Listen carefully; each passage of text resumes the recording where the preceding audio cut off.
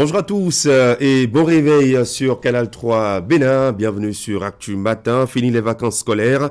C'est bien aujourd'hui, ce 19 septembre 2022, que les classes reprennent sur l'ensemble du pays. Jour de rentrée pour les apprenants et leurs enseignants. Jour de rentrée aussi pour les parents d'élèves qui doivent faire le nécessaire. À quoi ressembleront cette rentrée, cette année scolaire au-delà de l'aspect pédagogique? Il faut préciser que ça continue de ronchonner en milieu syndical et au niveau des parents, la bourse peine toujours à supporter les charges scolaires. On fera le tour de table au forum ce matin pour voir ce qu'il en est. Bonjour à vous, Wahab Ali Para. Bonjour Christian et bonjour à tous. Merci d'être là, bienvenue. Dans un instant avec vous, ce sera la une des journaux. Et dans la suite, le forum de discussion, il sera d'abord politique. On parlera de l'instant, un point de l'actualité autour des législatives.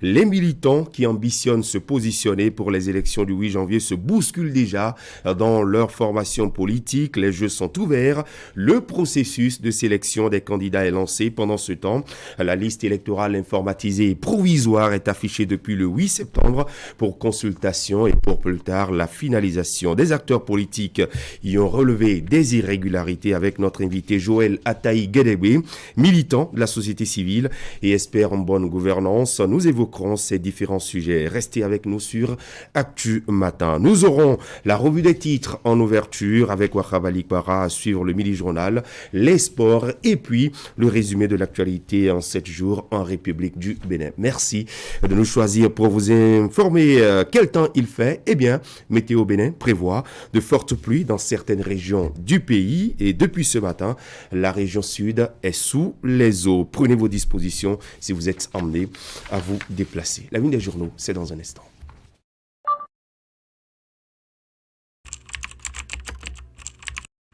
Votre chaîne Canal 3 Bénin à portée de main.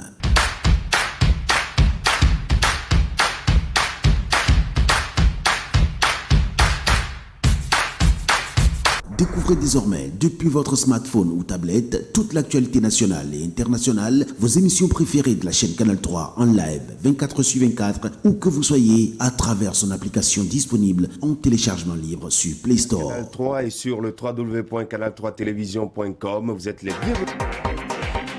Canal 3, la passion de l'image.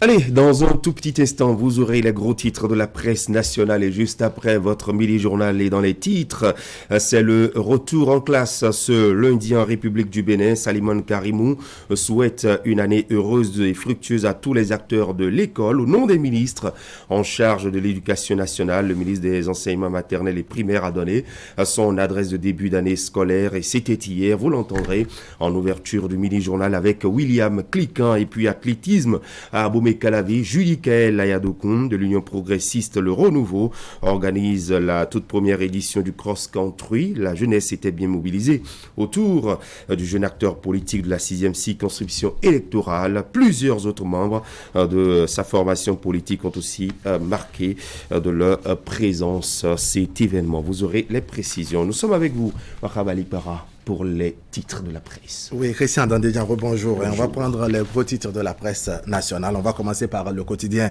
Maison Fraternité. Deuxième session de l'Assemblée consulaire de la CCI Bénin. Un projet de budget ambitieux soumis à l'examen et au vote. Et puis rentrée scolaire 2022-2023. L'anxiété après la quiétude des vacances. Le journal qui donne à lire le message de vœux du président de l'Assemblée nationale, Louis Vlavonou, aux acteurs de l'école. Les relevés de notes du CEP et du BPC 2022 toujours indisponibles. Et puis, première édition du cross-country de l'Union, Judy Kael Ayadokoun fédère la jeunesse autour du sport. Nous verrons de quoi cela retourne tout à l'heure dans notre bulletin matinal et bien entendu dans le reste de nos éditions.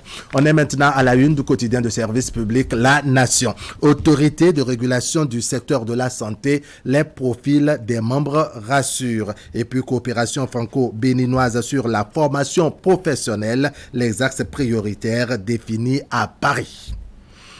Quotidien L'Informateur à présent. Année scolaire 2022-2023, l'école ouvre à nouveau ses portes. Le journal qui fait un retour sur les dispositions prises par le gouvernement pour une année scolaire apaisée vers la sédentarisation des aspirants au métier d'enseignant, les AME donc, et puis le déficit d'enseignants résorbé avant fin septembre, précise le journal. Et puis route Calavi-Pota-Wedo-Révier, Talon exige la reprise de l'infrastructure.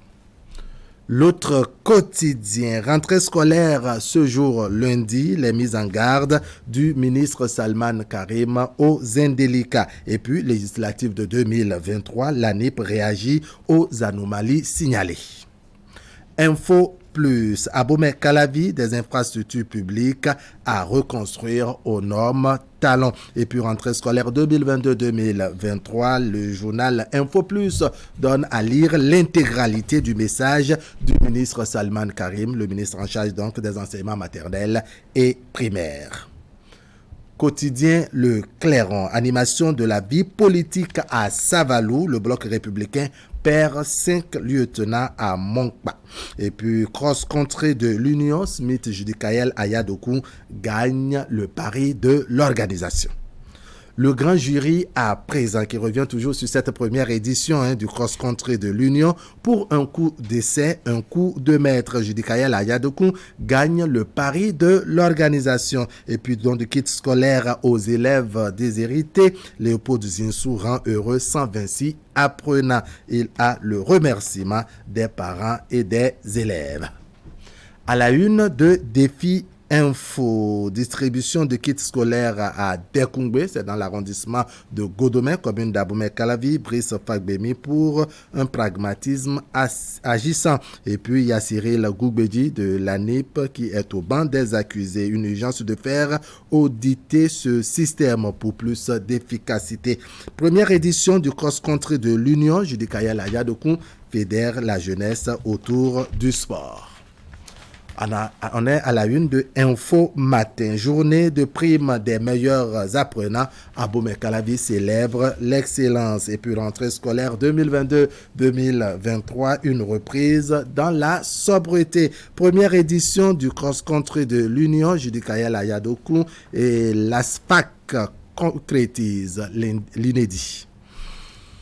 Nord-Sud quotidien, change manuel, une campagne sur la réglementation. Et puis quitus fiscal pour les élections législatives de 2023, ce que doivent faire les potentiels candidats.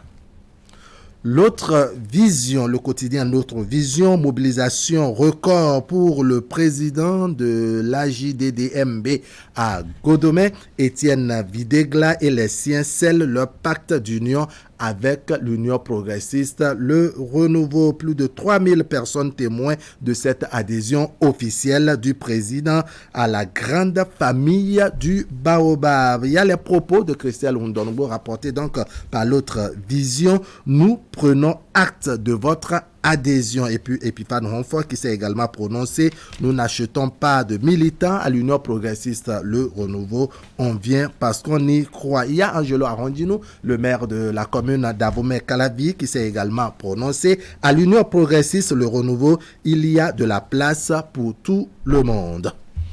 À la une du quotidien Les 4 vérités, adhésion de Jacqueline Laourou, Abdou Bakari et consorts à l'Union progressiste Le Renouveau, Christelle Hundongo, Aliosa passe un important message du président Joseph Djogbenou. Nous devons renforcer la fraternité entre nous pour aller au développement, dit-elle aux acteurs et militants du parti Baobab. Et puis rentrée scolaire 2022-2023, l'école ouvre ses portes après plus de 2 mois de vacances. Quotidien Le Matinal, Porto-Novo, Cotonou, Abomey Calavi, Alada, Kota et Kwandé, de nouvelles infrastructures routières bientôt érigées. Et puis rentrée scolaire 2022-2023 sous la dynamique de la continuité. Le journal qui donne à lire l'adresse du gouvernement aux acteurs de l'école. On est à la une du quotidien L'Économiste pour finir. Christian Dandidian, jubilé d'étreint, l'économiste célèbre avec face ses 10 ans à Cotonou. L'ex-premier ministre Lionel Zinsou était l'invité de marque. Et puis il y a eu distinction des partenaires stratégiques du quotidien L'Économiste. Voilà Christian, tout rapide des parutions ce matin avec Fraternité qui revient sur la deuxième session de l'Assemblée consulaire de la CCIB du Bénin. On parle d'un projet de budget ambitieux soumis à l'examen et au vote. Voilà le tour d'horizon de la presse nationale ce matin avec essentiellement fourni, on peut le dire, justement un lundi bien fourni et l'actualité politique qui a pris justement le pas sur toutes les autres informations. Et à côté de l'actualité politique, il y a bien évidemment cette rentrée scolaire qui démarre aujourd'hui. Wahab Ali Para, c'est vrai qu'au forum de discussion, c'est un sujet que nous allons aborder, mais le quotidien Fraternité parle d'anxiété après l'euphorie des vacances chez les parents d'élèves. Retour à l'école pour vous aussi, et anxieux?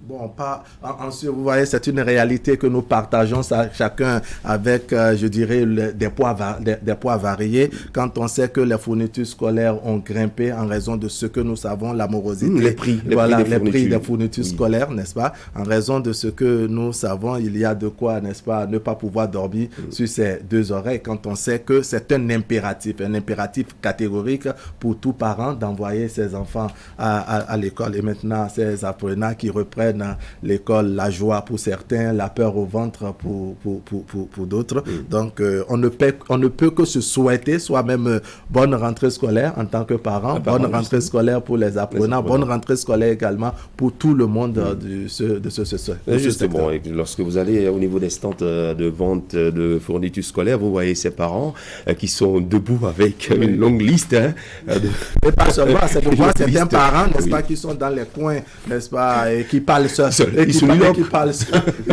Qui parle seul. Un monologue indescriptible. Les ongles qui sont un monologue indescriptible. On se demande qu'est-ce qu'il se dit avec qui il parle. Encore qu'il n'est pas au téléphone. Si c'est au téléphone, on comprendrait mieux.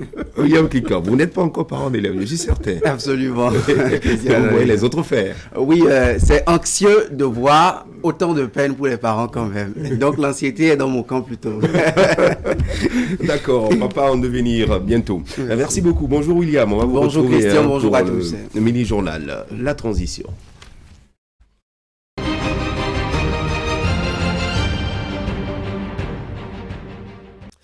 Oui, la rentrée scolaire, c'est bien sûr l'actualité et on en parle. Performance annuelle de l'école béninoise en hausse, résultats ascendants chaque année. Salimone Karimou n'y est pas allé par 4 chemins. Le ministre des Enseignements maternels et primaires a salué les efforts du personnel d'encadrement, les enseignants, les élèves et les écoliers pour l'année scolaire écoulée.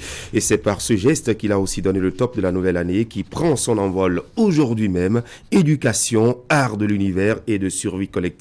C'est le thème retenu pour l'année scolaire qui démarre, celle qui va se dérouler aussi dans la lancée de la remontada, comme l'appelle Salimone Karimou. Il parle au nom de ses collègues ministres des 3 ordres de l'enseignement. On l'écoute ici. Chers apprenants, après plus de 2 mois de vacances, vous voici à la veille de la reprise des activités scolaires. L'école reprend ses droits. Elle vous ouvre ses portes et vous invite à la rejoindre dès demain matin. Mesdames et messieurs, il est aisé de constater de nos jours les avancées significatives de l'école béninoise au regard de ses résultats qui ne font que s'améliorer d'année en année. Je décerne un satisfecit spécial au personnel enseignant de toutes catégories, sans oublier le corps d'encadrement qui ont très tôt adapté les pas de danse à la cadence. La fierté d'avoir contribué à la remontada de l'école béninoise se lit désormais aisément sur tous les visages. Mesdames et messieurs, l'année scolaire 2022-2023 qui s'annonce doit nous permettre de sonner le glas des vices qui ont pour nom absentéisme, et retards injustifiés, abandon de poste, alcoolisme, détournement, harcèlement, et j'en passe. C'est pourquoi, au nom du gouvernement et en mon nom personnel, j'articule toutes les activités scolaires et parascolaires de l'année 2022-2023 autour de ce thème que je voudrais fédérateur et qui s'intitule comme suit: l'éducation, art de l'univers et de survie collective. Chers apprenants, la meilleure manière de témoigner votre gratitude à l'État et à vos enseignants, c'est d'être ponctuel, assidu, pugnace et attentif. N'oubliez pas qu'en plus d'être l'espoir de vos parents, vous constituez l'avenir de notre pays, le Bénin. C'est sur cette note que je déclare lancer l'année scolaire 2022-2023. Vive l'école béninoise, vive le Bénin, je vous remercie. Et voilà, Salimane Karimou, ministre des enseignements maternels et primaires, à retrouver dans nos prochaines éditions. Et si vous le voulez aussi, dans le quotidien Fraternité en pages 4 et 5, vous avez l'intégralité du message du ministre Salimane Karimou. On va poursuivre avec vous, William Cliquant, et c'est l'agence Fouenis qui nous accueille à présent. Cette agence réfléchit avec les acteurs de l'économie béninoise sur la notion de valeur partagée. Christian, dans les gens, le concept permet aux entreprises de faire du profit tout en assurant le bien-être social dans leur milieu. Il est tout nouveau au Bénin et son expérimentation commence dans le secteur de la culture. Une conférence sur la notion de valeur partagée a eu lieu ce vendredi. C'était au Palais des Congrès de Cotonou. Le compte rendu. L'entreprise fait des recettes, s'agrandit et impacte, mais pas sans l'épanouissement de l'environnement social et économique de son milieu d'implantation. Une des raisons du développement de la notion de valeur partagée, un concept qui permet aux structures d'assurer le bien-être social tout en faisant leur profit. Une pratique dont l'existence date déjà, mais qui est toute nouvelle ici au Bénin. La valeur partagée va au-delà de la responsabilité sociétale des entreprises, cela a déjà été dit, elle va au-delà de la philanthropie. En effet, la création de la valeur partagée n'est pas un coût additionnel, mais une partie intégrante de la stratégie de développement de l'entreprise, donc un investissement. La quête de l'amélioration des conditions de vie des communautés et de l'environnement économique permet à l'entreprise d'accroître sa compétitivité et d'augmenter ses profits. This is what we are trying to do at MTN as well. Pour cette première édition de la conférence qui en parle, c'est le domaine de la culture et des arts qui est à l'honneur. Des panels ont été donc consacrés au partenariat public-privé pour le développement de ce domaine, aux innovations et au financement des projets artistiques.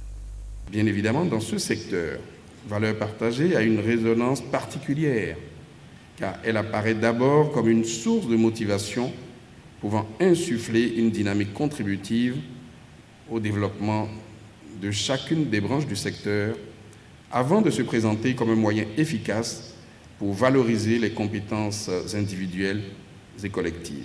Cette conférence, nous l'avons pensée suite à nos discussions avec nos différents clients qui, nous l'avons réalisé, souhaitaient mener de plus en plus d'actions qui avaient des impacts dans la communauté, mais qui se retrouvaient limitées par les questions budgétaires. Donc nous avons un peu fouillé, nous avons découvert ce concept qui s'appelle la shared value, la valeur partagée, qui est populaire ailleurs mais assez peu connue chez nous et qui en fait permet aux organisations, aux entreprises de créer de la valeur économique, de la valeur sociale tout en gagnant de l'argent. MTN est notre partenaire financier sur la première édition de cette conférence sur la valeur partagée. Vous le savez, c'est souvent difficile d'obtenir des financements lorsqu'on fait quelque chose pour la première fois parce que les gens ne savent pas trop à quoi s'attendre. Mais le concept n'était pas nouveau pour elle, elle le connaissait déjà et elle l'a adopté, elle l'a embrassé à bras le corps, donc elle nous a soutenus complètement. La première édition de la conférence sur valeur partagée donne lieu à un village dit le Bénin que j'aime. divers produits nés du génie béninois dans l'agroalimentaire, le textile et bien d'autres domaines y sont exposés. Le Syntra BABN, entendez, syndicat des travailleurs de Banque Atlantique Bénin, était en congrès ordinaire ce week-end, samedi précisément. La rencontre a permis l'installation d'un nouveau bureau pour défendre les droits des travailleurs pendant les 5 prochaines années. Nouroudine Hassani est reconduit à la tête du Creuset. Teddy Goudalo pour les détails. Ces hommes et femmes représentent les porte-paroles du personnel de Banque Atlantique Bénin. Ils sont nouvellement élus à travers ce premier congrès ordinaire du syndicat des travailleurs de la Banque Atlantique Bénin pour un mandat de 5 années. Le secrétaire général reconduit mesure déjà les nouveaux défis qui s'imposent à lui. Nous avons, durant les 5 dernières années, obtenu pas mal d'avantages au profit du personnel travailleur de la Banque Atlantique Bénin. Aujourd'hui, il nous revient de continuer le combat, toujours dans le dialogue, parce que nous, notre priorité, c'est le dialogue avec la direction générale de la Banque Atlantique.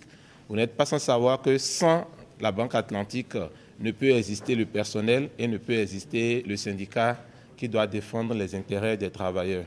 Donc, nous allons continuer sur les mêmes lancées que le passé, continuer à dialoguer, discuter avec la direction générale pour obtenir beaucoup d'avantages. Nous n'avons pas l'intention de faire trop de bruit. Nous faisons de la diplomatie syndicale et c'est à ça que nous exhortons tous nos camarades. C'est pourquoi nous venons pour soutenir les congrès de temps en temps. Quand il y a congrès, nous sommes là. Quand il y a formation, nous sommes là. Quand il y a éducation ouvrière, nous sommes là. Même les revendications, nous savons comment les faire. Plusieurs travaux ont meublé les activités de ce premier congrès ordinaire. Il s'agit essentiellement de la présentation des rapports moraux et financiers du Syntra BABN, la relecture et modification des statuts et règlements intérieurs qui régissent le Creuset. Entre autres, nous allons mettre la priorité sur l'obtention des tickets modérateurs, des tickets restaurants qui vont permettre quand même aux collègues de manger dans de bonnes conditions aux heures de pause. Et donc tout se passe dans un environnement social apaisé au sein de la Banque Atlantique Bénin. C'est vrai, les collègues aussi, je vais parler des administrés, ont pu obtenir satisfaction à une bonne partie de leurs revendications parce que nous avons pu améliorer, procéder à la classification de tout le personnel. Il y a eu des augmentations de salaire qui sont effectuées. Et aujourd'hui, tout le personnel est satisfait des progrès qui ont été réalisés dans le sens de la satisfaction de leurs doléances. Contrairement à l'effectif de l'ancien bureau, la nouvelle équipe est composée de 7 membres. Par ailleurs, tous les travailleurs de cette structure bancaire comptent sur leur dynamisme pour espérer une condition de travail digne. Une question au cœur d'un forum en début de week-end dernier. Comment faire pour concilier la migration et le développement? Et vous avez la réponse. Oui, Christian Danlédian, forum organisé par la plateforme multi-acteurs sur la migration PMB et l'Association nationale des communes du Bénin, ANCB. Le forum de 2 jours est destiné aux membres des collectivités territoriales et grâce au concours de la Fondation Friedrich Ebert, les travaux se sont déroulés à Grand Popo, c'est dans le département du Mono. Point avec Narcisse Alosset et Florent Dohou. 2 jours pour faire l'examen du discours de la migration et le développement des communes du Bénin, aussi bien frontalières que non. C'est à suite d'exercices que s'attellent ici à l'hôtel Belle-Azur de Grand Popo des membres des collectivités locales appelés à mieux cerner la question de l'implication des migrants dans les plans de développement communaux. Nos frères et sœurs des autres pays qui viennent chez nous, viennent s'installer sur notre territoire, viennent contribuer aussi d'une certaine manière à la mobilisation des ressources à travers le commerce, à travers le l'élevage des bétails, etc., etc. Pour nous, le travailleur migrant est comme un travailleur béninois et il a besoin d'une protection, il a besoin d'être informé, il a besoin d'être formé. Et donc, ce premier intérêt et ce premier mandat, nous tenons à le remplir afin que les droits de ces travailleurs-là soient bien encadrés et que le vivre ensemble soit vraiment bien bâti au Bénin. Ici, le plaidoyer est monté avec la complicité des partenaires techniques et financiers et de l'Association nationale des communes du Bénin. Ce sont les communes frontalières qui sont confrontés chaque jour aux questions de l'intégration et de la protection des migrants, de leur accès aux services de première nécessité, aux biens publics, qui sont confrontés à l'impact de la migration sur la cohésion sociale pour cultiver le vivre ensemble, ainsi qu'au lien entre la migration et la sécurité. Ce forum qui vise à mener les collectivités locales à mieux prendre en compte dans leur plan de développement communaux, PDC, les défis majeurs liés à la migration au Bénin et permettra, entre autres, aux populations d'appréhender l'image des migrants vivant dans nos pays et celle des Béninois vivant en dehors du pays. De créer une interaction entre tous les acteurs des collectivités territoriales participant à l'activité. De faire un plaidoyer pour une meilleure prise en compte des défis assortis d'une feuille de route avec une approche participative et inclusive. Les travaux, eux, ont été officiellement lancés par le préfet du département du Mono, qui mesure les enjeux de ce forum. La question de migration est porteuse de développement économique, de dynamique sociale, mais également de richesse culturelle. Et pour tirer profit de toutes ces ressources, il faudrait que nous aussi, à travers des forats comme ce que nous sommes en train de faire aujourd'hui, puissions, à travers les échanges des intelligences, à travers les échanges et le choc des positions des uns des autres, tirer le maximum de... Le département du Mono, théâtre de ces réflexions, partage plus de 40 lignes de kilomètres avec le Togo, dont plus de 3 km sur 6 frontalières avec le voisin. Bienvenue Milorin a enfin souhaité que les fruits de réflexion de ce forum ne restent pas des rapports, mais que cela soit traduit dans les politiques de développement des communes du Bénin. Narcisse Alossé du bureau régional de Canal 3 Bénin dans le Mono et le Koufo. Révéler et faire connaître la Chambre nationale d'agriculture du Bénin, CNA Bénin, c'est la principale préoccupation du président de cette institution. Imali Eman Djetta a entrepris une tournée nationale dans les 12 départements de Bénin. Voici les détails de l'étape de Nati Tengu avec Alassane Harouna et Abdou Sahabi Idrissou. C'est une mission de sensibilisation et d'information des acteurs du secteur agricole de l'Atakora. Elle vise essentiellement à faire découvrir aux participants en provenance des 9 communes du département le rôle et la mission assignée à la Chambre nationale d'agriculture du Bénin, CNA Bénin. Mesdames et messieurs, j'espère que vous mesurez avec moi la joie qui est la mienne avec le déroulement d'une campagne de sensibilisation des acteurs du secteur agricole dans tous les départements de notre pays pour un partage des rôles et responsabilités de notre institution. L'objectif ici est de vous convier à des actions pour une Chambre nationale prospère, dynamique, viable au service du monde agricole. Je sais pouvoir compter sur vous. Institution chargée de coordonner les activités agricoles conformément aux politiques de l'État, la CNA Bénin s'occupe également de la formation professionnelle des acteurs du monde agricole. À travers ses assises de Nati Tengu, la CNA Bénin balise le terrain pour une agriculture dynamique et prospère. Il y a bien d'activités qui doivent se mener sur le terrain pour lesquelles nous avons obligation de compte rendu.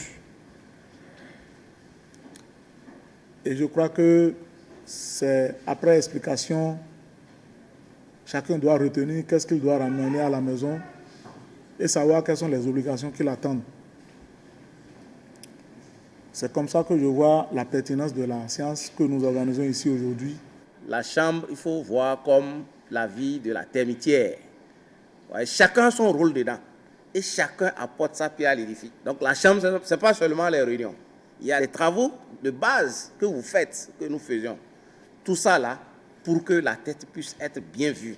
Je remercie au passage le président de la Chambre qui a su implémenter cette dynamique-là et a pu tirer vers lui les autorités du ministère de l'Agriculture pour faciliter cette campagne. Cette tournée de sensibilisation, faut-il le rappeler, est l'expression tangible de la détermination du bureau de la Chambre nationale d'agriculture du Bénin de faire de l'agriculture un véritable pôle de développement en droite ligne avec le programme d'action du gouvernement PAG2. Vive le gouvernement du président Patrice Talon. Maintenant, on va parler de cette première édition du cross-country dans la commune d'Abomey-Calavi, initiative de Judikaël Ayadokun, membre du parti Union progressiste Le Renouveau, qui a mobilisé la jeunesse de la ville d'Abomey-Calavi autour de l'athlétisme ce week-end, une discipline sportive à laquelle ils ont pris part pour démontrer aussi des talents d'athlètes de part et d'autre. Personnalité politique, membre de l'UPR, était également à ses côtés. Teddy Goudalo qu'on retrouve pour les précisions sur cet événement. Le top est donné tôt ce samedi 17 septembre 2022. Convié à la première édition du Cross Country de l'Union, la jeunesse de tous les arrondissements de la commune d'Abomey-Calavi a fait de cette initiative de Judikaël Ayadokun une réalité dans la 6e circonscription électorale.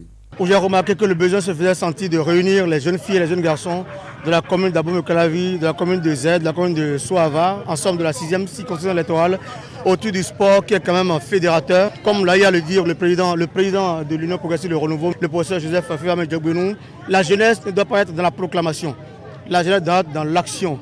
D'accord ? La jeunesse doit être productrice d'espoir et c'est ce que nous sommes en train de faire ici. Autour de lui, plusieurs personnalités influentes de sa formation politique, l'Union progressiste Le Renouveau. Ils se sont également prêtés à l'exercice d'endurance qui est ouvert aux femmes. Même les plus âgés y ont pris part. Une distance de 7 km étant imposée aux hommes, les femmes, quant à elles, ont parcouru un trajet de 5 km. À l'arrivée, les 10 premiers de chaque catégorie sont primés. Les organisateurs, je les remercie profondément au fond du cœur. Parce que si tous les politiciens et surtout les rocades qui au Bénin arrivent au moins à organiser au moins 2 à 3 de ces compétitions, d'ici 2 ans, 3 ans, nous aurons des athlètes de haut niveau. Nous avons été émerveillés par la foule qui est ici ce matin. Et je dis simplement en conclusion que le sport n'a pas d'âge ni de sexe. Puisque j'ai vu des femmes, des jeunes filles prendre la tête du peloton. Mais c'est une joie. Ce qui m'a incité moi-même à bien courir. Les occupants des 3e et 2e places remportent respectivement 50 et 75 000 francs CFA. Quant aux premiers, ils repartent chacun avec une somme de 100 000 francs CFA et une médaille en or. Ce qu'ils ont gagné là ce matin va leur servir à faire quelque chose, d'accord, à préparer leur rentrée efficacement, à préparer donc peut-être à payer la contribution ou à payer le loyer. Donc c'est ce que nous avons voulu faire ce matin, donner de la joie au cœur des jeunes filles, des jeunes garçons, autour d'une activité saine qu'est le sport. C'est un mouvement politique qui a eu cette initiative et je voudrais en cela saluer M. Judikaël Ayadokun et ses amis qui m'ont invité à cette activité. Je vois quelques responsables du parti le progressiste, le Renouveau. Vous avez vu, il y a la nouvelle configuration de cette famille politique à laquelle j'appartiens. Et je suis très heureux de voir cette énergie juvénile qui montre qu'on peut espérer, on peut continuer par croire en l'avenir de cette terre qui est la nôtre, en l'avenir de notre pays, le Bénin. C'est également un moment d'échange sur les idéaux du parti UPR avec ces jeunes qui, sur place, réclament la tenue d'une 2e édition qui déjà s'annonce plus intéressante en matière de lot à gagner. Et avant la 2e édition, Teddy Goudalo et Henri Ganti ont recueilli les avis de plusieurs personnalités et d'autres participants à cette course. On va les suivre. 5 km d'ici, cross-country, c'était facile pour moi. J'étais content, j'étais fier sur ma course. Je me suis donné autour. C'est pour cela que je suis occupé la première place aux 5 km. Vraiment, ce qu'il a fait là, c'est très bon, c'est très très bon. Je n'y attendais pas qu'il va faire de pareilles choses. Et quand il a fait ça, je suis content de lui. Il n'a qu'à continuer à faire ça. Et le Dieu sera avec lui, le Dieu sera derrière lui, avec lui. C'est une bonne chose. Bon, il y a quand même un directeur. Ayadoku, Judikal, et Blonde, et Diacho, Nissi. Bon, nous avons activité qui sont bien. Bon, nous avons tout tourné. L'Union progressiste partie, mettons, et nous avons bon.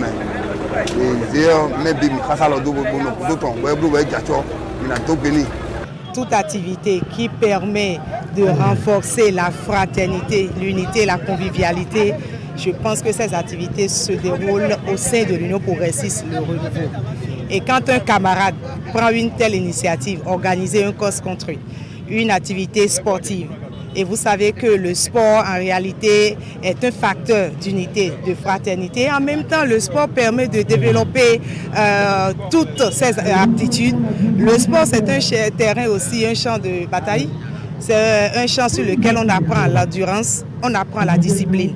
Et donc, je pense que c'est tout cela que nous voulons véhiculer au niveau de l'Union progressiste. Et Judikaël, notre camarade, nous a tous conviés ici aujourd'hui pour qu'on puisse être au départ de cette belle initiative.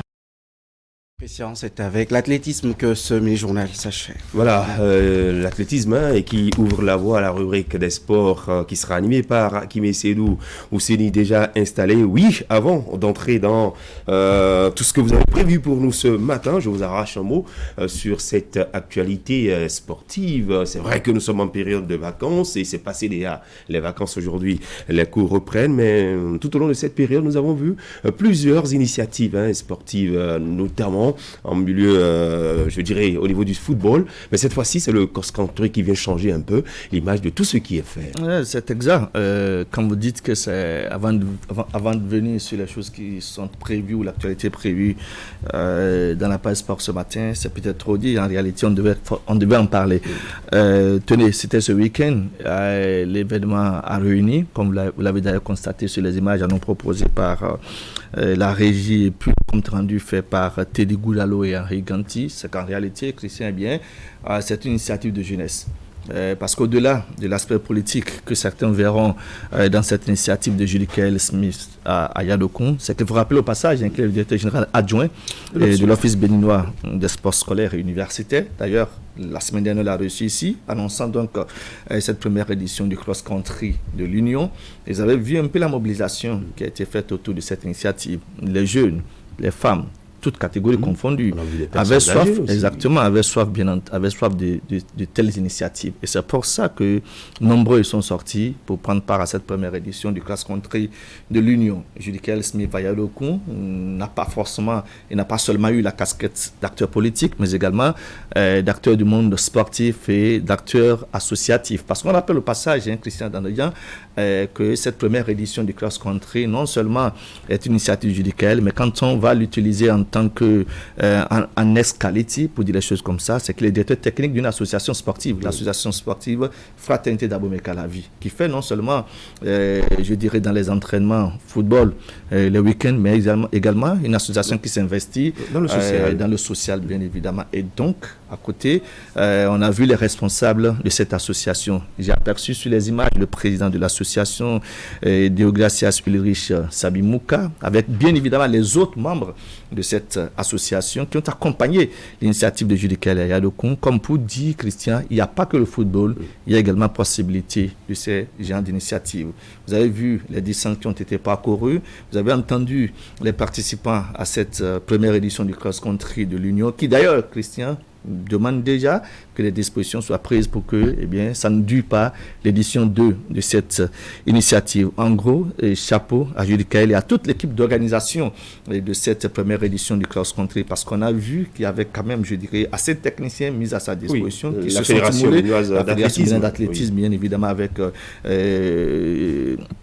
Oklinovion, qui était présent donc aux côtés. On a vu aussi le directeur du stade, et l'OGCA qui était aussi présent. On a vu bien d'autorités sportives. Et quand l'initiative est intéressante, c'est que Christian, vous ne manquez pas d'avoir aux côtés un certain ministre des Affaires étrangères, Aurélien Agbenossi, qui d'ailleurs a salué cette initiative de Judikaël Yadokoum. Je vais espérer que ça ne va pas être la première. D'ailleurs, il a déjà annoncé que ce n'est pas la première édition. Il va en avoir suffisamment d'éditions. et ça permettra de détecter, de déceler les talents dans le domaine de l'athlétisme. Voilà un peu ce qu'on peut dire en ce qui concerne cette première édition du cross-country qui a eu lieu ce week-end du côté donc, de la commune d'Abomey-Calavi. Ça nous permet, Christian, de dérouler les autres disciplines sportives au menu de l'actualité ce week-end. Bien entendu, le football avec les rencontres retour des Coupes africaines. Le club béninois était en compétition après la manche allée qui s'est disputée à Cotonou sur le départ. 2 défaites pour les 2 formations. Je veux parler du vice-champion, les Buffles Football Club du Borgou, et puis le champion de Bénin, Coton Football Club de Ouida. Ces 2 formations ont été battues à domicile ici. D'abord les Buffles battus par Calonne FC, c'est une formation sierra-léonaise 1-0. Et puis dans la foulée, il y a eu également la défaite de Coton Football Club qui a été défait par l'ASEC Mimo d'Abidjan. C'était ici 2-1. Il fallait forcément puiser dans cette triple pour le compte de la manche retour. En déplacement, c'était évident que ce n'était pas annoncé pour être une partie de beurre pour les 2 formations béninoises. Ça n'a pas raté puisque du côté de Moronvia, la rencontre a été délocalisée pour avoir lieu du côté de Libéria. Eh bien, les vice-champions de Bénin, les Buffles Football Club Borgou, ont été battus par les Sierra-Léonais de Calonne Football Club. Score à l'arrivée 3-0. Ça fait beaucoup. Au cumul des 2 rencontres, eh bien, ça fait 4 buts qui ont été passés au vice-champion. 0 but marqué par les protégés de Haruna Hamidou.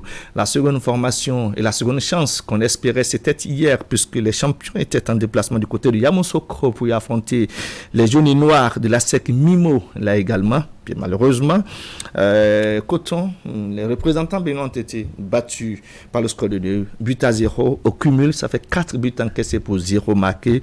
Mais malheureusement, l'aventure s'arrête à cette étape de la compétition pour les clubs béninois qui étaient engagés sur 2 tableaux. Le tableau de la Coupe de la Confédération et le tableau de la Champions League. Terminus, tout le monde descend. Il faut repartir encore à 0, bien évidemment, puisque là, en termes de résultats, en termes de performance, ça ne fait pas intéressant. On reviendra de façon plus ample pour les analyses à faire en ce qui concerne ces performances des 2 représentants béninois à ces 2 compétitions africaines. C'est bien malheureux que ce soit une aventure très tôt démarrée et très tôt terminée. C'est bien ça, notre triste actualité. De toute évidence, eh bien, les 2 représentants béninois sont venus de notre championnat béninois. Ce championnat qui était censé démarrer le 24 prochain, c'est-à-dire ce week-end. Bien malheureusement, une hôte de la Fédération béninoise de football reporte donc pour une date ultérieure le championnat de Ligue Pro. Et c'est une lettre qui a été adressée au président des clubs du championnat professionnel avec pour objet report du championnat professionnel saison 2022-2023. C'est pour une date ultérieure. Raison évoquée, il faut travailler donc à préparer ce championnat avec, je dirais quoi, la mise à niveau des salaires et puis des différents sponsors. Bien évidemment, en vue d'un championnat et d'un déroulement très intéressant.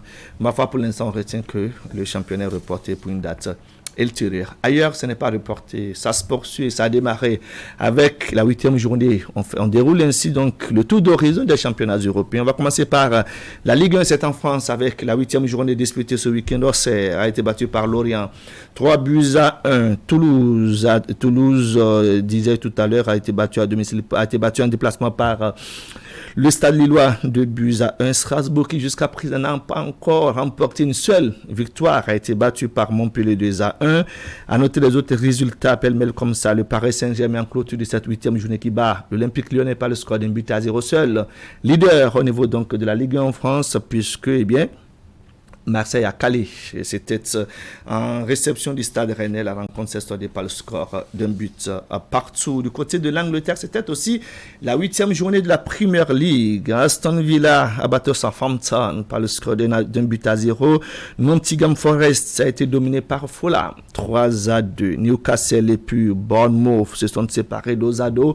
1 but partout. Man City a dominé Wolves par le score de 3-0. À noter le carton de Tottenham, c'était en réception de Leicester. La rencontre s'est soldée par le score de 6-2. Arsenal poursuit sa belle dynamique et domine donc Brentford en déplacement 3-0. Everton et puis West Ham ont fait 1-0 en faveur donc d'Everton. Du côté de la Bundesliga, nous sommes en Allemagne avec la défaite du leader, le Bayern Munich, dominé par Augsbourg, 1-0, un but partout entre Mayence et puis Hertha Berlin. On retiendra la victoire du Borussia Mönchengladbach sur Leipzig, 3-0. Union Berlin et puis Wolfsburg ont fait 2-0. Hoffenheim et puis Fribourg se sont séparés 2-2. 0 but partout, le Bayern Leverkusen et puis le Werder de Brême ont fait un but partout. C'est le Borussia Dortmund qui domine par le score étriqué de 2-0. La formation de Schalke nous le fit. On va finir avec la Liga espagnole, avec les rencontres disputées ce week-end, 6e journée, et les dernières c'était hier. On va rappeler au passage qu'il y a eu la victoire de Barcelone, c'était déjà le samedi sur Elche, 3-0. Villarreal, le sous-marin jaune et puis Séville se sont séparés 2-2.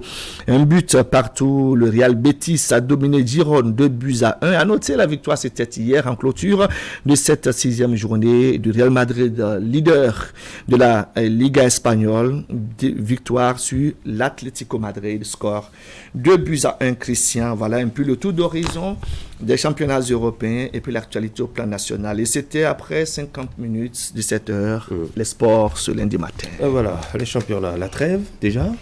Ah ouais, la trêve internationale, puisque bien entendu, plusieurs rencontres vont se disputer à partir d'hier du 24. Au passage, on va rappeler que le Bénin sera sur le tableau de cette journée FIFA avec des rencontres amicales qui vont se disputer, Christian, du côté donc du Maroc avec 2 adversaires.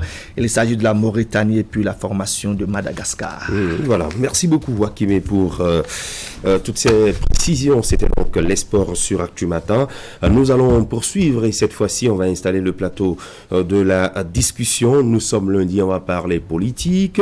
Nous allons interroger le fichier électoral avec la liste électorale informatisée provisoire qui est affichée dans toutes les communes du Bénin depuis le 8 septembre dernier. Observation sur le terrain, analyse et commentaires des débatteurs en plateau tout de suite. Et puis politique nationale, ça se bouscule aux portes des grands blocs politiques avec des démissions et des adhésions. On va y revenir. Et puis les législatives à venir, c'est une période, je dirais, tumultueuse avant le dépôt des listes de candidature à la Commission électorale nationale autonome, et le processus de sélection des candidats est désormais lancé dans les formations politiques, notamment au niveau du parti Bloc républicain. On va voir de plus près ce qui est en train d'être fait. Il va nous rejoindre en plateau, Joël Ataï Gadebé. Il est acteur de la société civile et consultant en communication et gouvernance. Merci de votre fidélité. Voici le forum. Bienvenue dans un monde où vous avez le pouvoir. Le pouvoir d'aller toujours plus vite, toujours plus loin, de repousser les limites. Le pouvoir d'être libre, le pouvoir d'entreprendre, de vous dépasser. Le pouvoir de vous connecter au futur, d'inventer le monde de demain. Avec Isocel, vivez dès maintenant l'expérience du pouvoir de la fibre à partir de 25 000 francs seulement. Pour plus d'informations, appelez le 72 27, appel gratuit. Envie de fraîcheur? Recherchez-vous des climatiseurs de qualité à basse consommation d'énergie électrique? La solution, c'est Airfroid Technologies. Airfroid, ce sont des climatiseurs écologiques, silencieux et surtout très économiques. Nous disposons aussi de la marque Galanz. Découvrez la toute nouvelle technologie, les climatiseurs inverteurs. Une technologie exceptionnellement élaborée pour les zones de forte baisse de tension. Ils sont aussi élégants que silencieux. Vous ne serez que séduit par la qualité de leur fraîcheur et surtout leur très faible consommation électrique. Une technologie entièrement tropicalisée, pièces de rechange disponibles. Visitez notre showroom à Cotonou, à 100 mètres du commissariat central en allant vers l'église Saint-Jean. Contact 61 17 63 77. Notez bien des climatiseurs à basse consommation d'énergie électrique.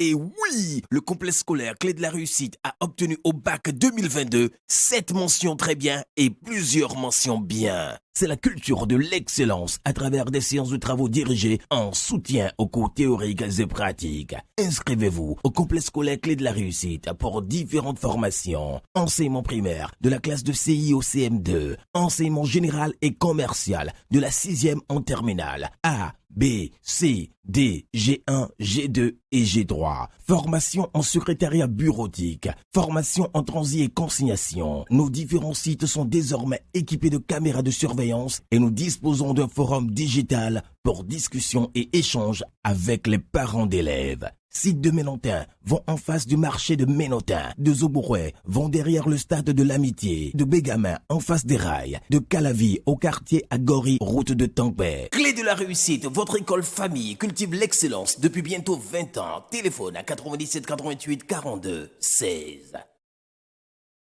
Il n'y a rien pour stimuler nos émotions comme un bon jeu de sport. Fais la passe. Pourquoi tu ne rentres pas dans la télévision pour lui faire la passe? Et comme dans la vie, tout ce qu'il faudrait, c'est une idée folle pour changer la donne.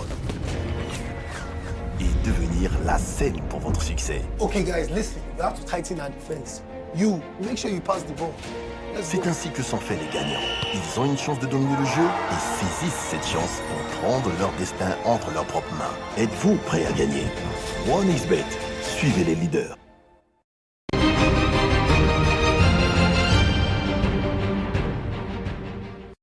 Allez, c'est le forum de discussion sur Actu Mater. Manani Moussou, bonjour. Bonjour Christian, bon retour à vous. Merci beaucoup. Et bonne rentrée des classes également à vous. Ah oui, une reprise qui coïncide avec la rentrée. La même chose quand je faisais une des journaux.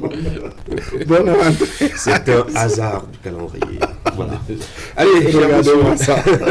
On va commencer justement par la rentrée des classes. C'est vrai que dans le mini journal ce matin, nous l'avons proposé à nos téléspectateurs.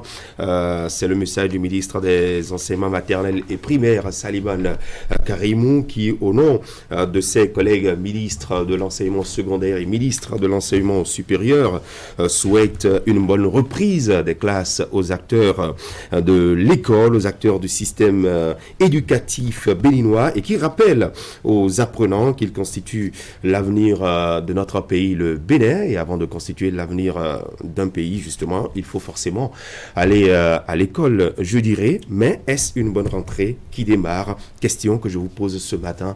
Regarde tout ce que nous avons suivi depuis quelques semaines. Pratiquement, il n'y a pas eu de vacances pour les parents d'élèves qui ont couru de part et d'autre pour avoir les moyens nécessaires afin que leur progéniture se rende à l'école ce lundi matin. Kimi Ousseli.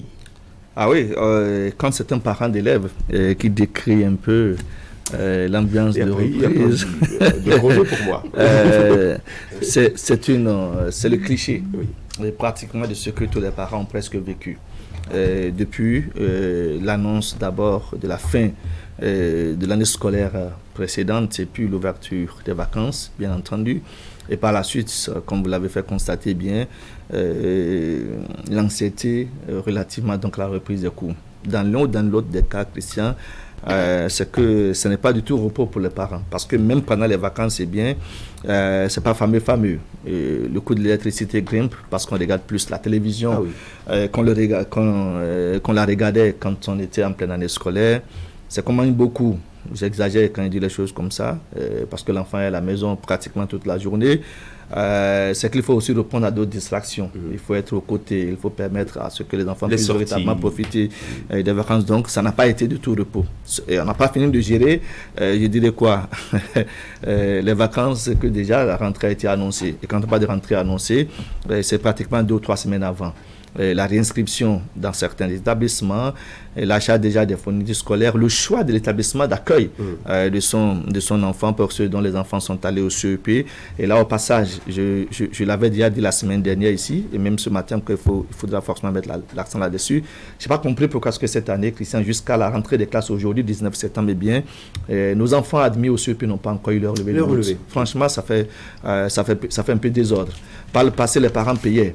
Et puis, les directions départementales avaient pour obligation de mettre à disposition les relevés de notes. Cette fois-ci, on a dispensé les parents du paiement des frais de relevé de notes. Parce qu'entre-temps, il a été retenu que ça va être distribué gratuitement. Il faut alors mettre à disposition les fonds pour, et visiblement, ça remonte d'abord au ministère de l'économie et des finances, parce que le ministère de l'enseignement maternel primaire estime n'avoir pas budgétisé ce tas de choses. En gros, c'est que jusqu'à présent, Christian, nos enfants qui sont admis au CEP n'ont pas leur relevé de notes pour le compte de la rentrée qui a démarré ce matin. J'espère que les décisions seront prises pour que d'ici aujourd'hui, après-demain, que les enfants se relèvent, parce que c'est très important pour l'inscription, soit dans un établissement public ou encore dans un établissement privé. Aujourd'hui, on parle de dossier en attendant que vous y ajoutez enfin le relevé de notes du CEP. Ça, c'était une parenthèse. Exactement. C'était une parenthèse, mais je crois qu'il va falloir forcément qu'on trouve une solution là-dessus. Maintenant, quand on aborde les autres éléments de la rentrée des classes, Christian, déjà ce matin, première difficulté des parents, c'est qu'il pleut dru sur la ville de Cotonou. Oui. Les enfants doivent aller à l'école. Pour les parents qui n'ont pas, un véhicule, c'est qu'il faut mettre l'enfant sur la moto, il faut le taper l'imperméable, et puis avec tous les risques relativement donc à la conduite en cette période du plus sérieusement. Ça, c'est déjà la première grosse difficulté des parents qui sont dans la partie méridionale, notamment à Cotonou, bien évidemment, Cotonou, Abomey-Calavi environ. Donc ça, c'est déjà une difficulté. L'autre difficulté, je ne trahis aucun secret, vous l'avez déjà dit, c'est jusqu'à hier encore, peut-être d'autres, aujourd'hui ou après-demain, continuer par acheter les fournitures scolaires pour les enfants. Ah oui, parce que bien entendu, ouais, nous sommes le 19. Les ressources ont été utilisées. Le milieu du mois. ont été utilisées. Pour ceux qui perçoivent à partir du 19, ils peuvent encore se voir possibilité, je dirais, de colmater les brèches. Pour ceux qui doivent attendre le 29, le 30 ou même le 5, le 6, le 10 ou le 15, on ne veut pas attendre, donc être dans la dynamique de on me doit 1 mois, me doit 2 mois. Je ne sais pas comment ça se passait. Voilà. C'est vraiment dur pour les parents. Cette période, ça ne fait pas famille d'être un parent. Voilà. On va voir du côté de Herman Aliambossou. Oui. On s'en calcule et dit ce qu'il maîtrise. Vous allez poursuivre tout à l'heure, Julien. On va écouter Herman. Autant le lundi est pluvieux pour tous à Cotonou. Cotonou, Calavi, Cotonou et environ. Dans plusieurs autres régions. Autant la rentrée des classes a lieu pour tout le monde. Mais dans quelles conditions? Dieu seul sait comment ça a pu se passer ce matin pour que les enfants puissent renouer avec le chemin des classes. Vous savez que le calendrier scolaire n'a pas changé et le calendrier scolaire n'a pas tenu compte. Le calendrier scolaire n'a pas tenu compte du fait non plus que lundi il va pleuvoir. Sinon, auquel cas, on aurait peut-être renvoyé la rentrée pour jeudi. Mais bon, ça a lieu ce matin. Les enfants ont repris le chemin des classes. Hier nuit, à 22h, j'ai longé les rails d'Agla. Et j'ai constaté qu'il y a un centre de vente de fourniture qui était noir de monde. Hier, vers 22h, 23h. Ça veut dire, comme l'a dit Akimé, qu'effectivement, même jusqu'à ce petit matin encore, des parents d'élèves vont continuer encore par visiter les centres de fourniture parce que c'est maintenant ou on a tellement espéré que c'est hier nuit ou c'est ce matin que quelqu'un a dû faire un momo pour dire bon, allez à l'école. Je pense que oui, on me dira que les parents d'élèves n'ont pas préparé la rentrée des classes. Non, ils ont préparé. Les enfants, comme l'a dit Akimé également, ont eu les vacances, sont restés à la maison. Les factures d'électricité ont augmenté, les factures d'eau. Toutes les factures ont été salées pendant les vacances parce que oui, il faut manger matin à 10h, midi, à 16h, le soir. Parfois, on vous dit, j'ai rien mangé encore, alors qu'il vient de manger, qu'il vient de déjeuner. Donc, je pense que c'est à se demander si être parent n'est pas finalement un sacerdoce. Bon, parce que c'est compliqué. On va souhaiter juste bonne rentrée des classes aux enfants. Sous cette pluie, en nous disant que la pluie est une bénédiction, et donc FIFA wa quoi, FIFA le pays est...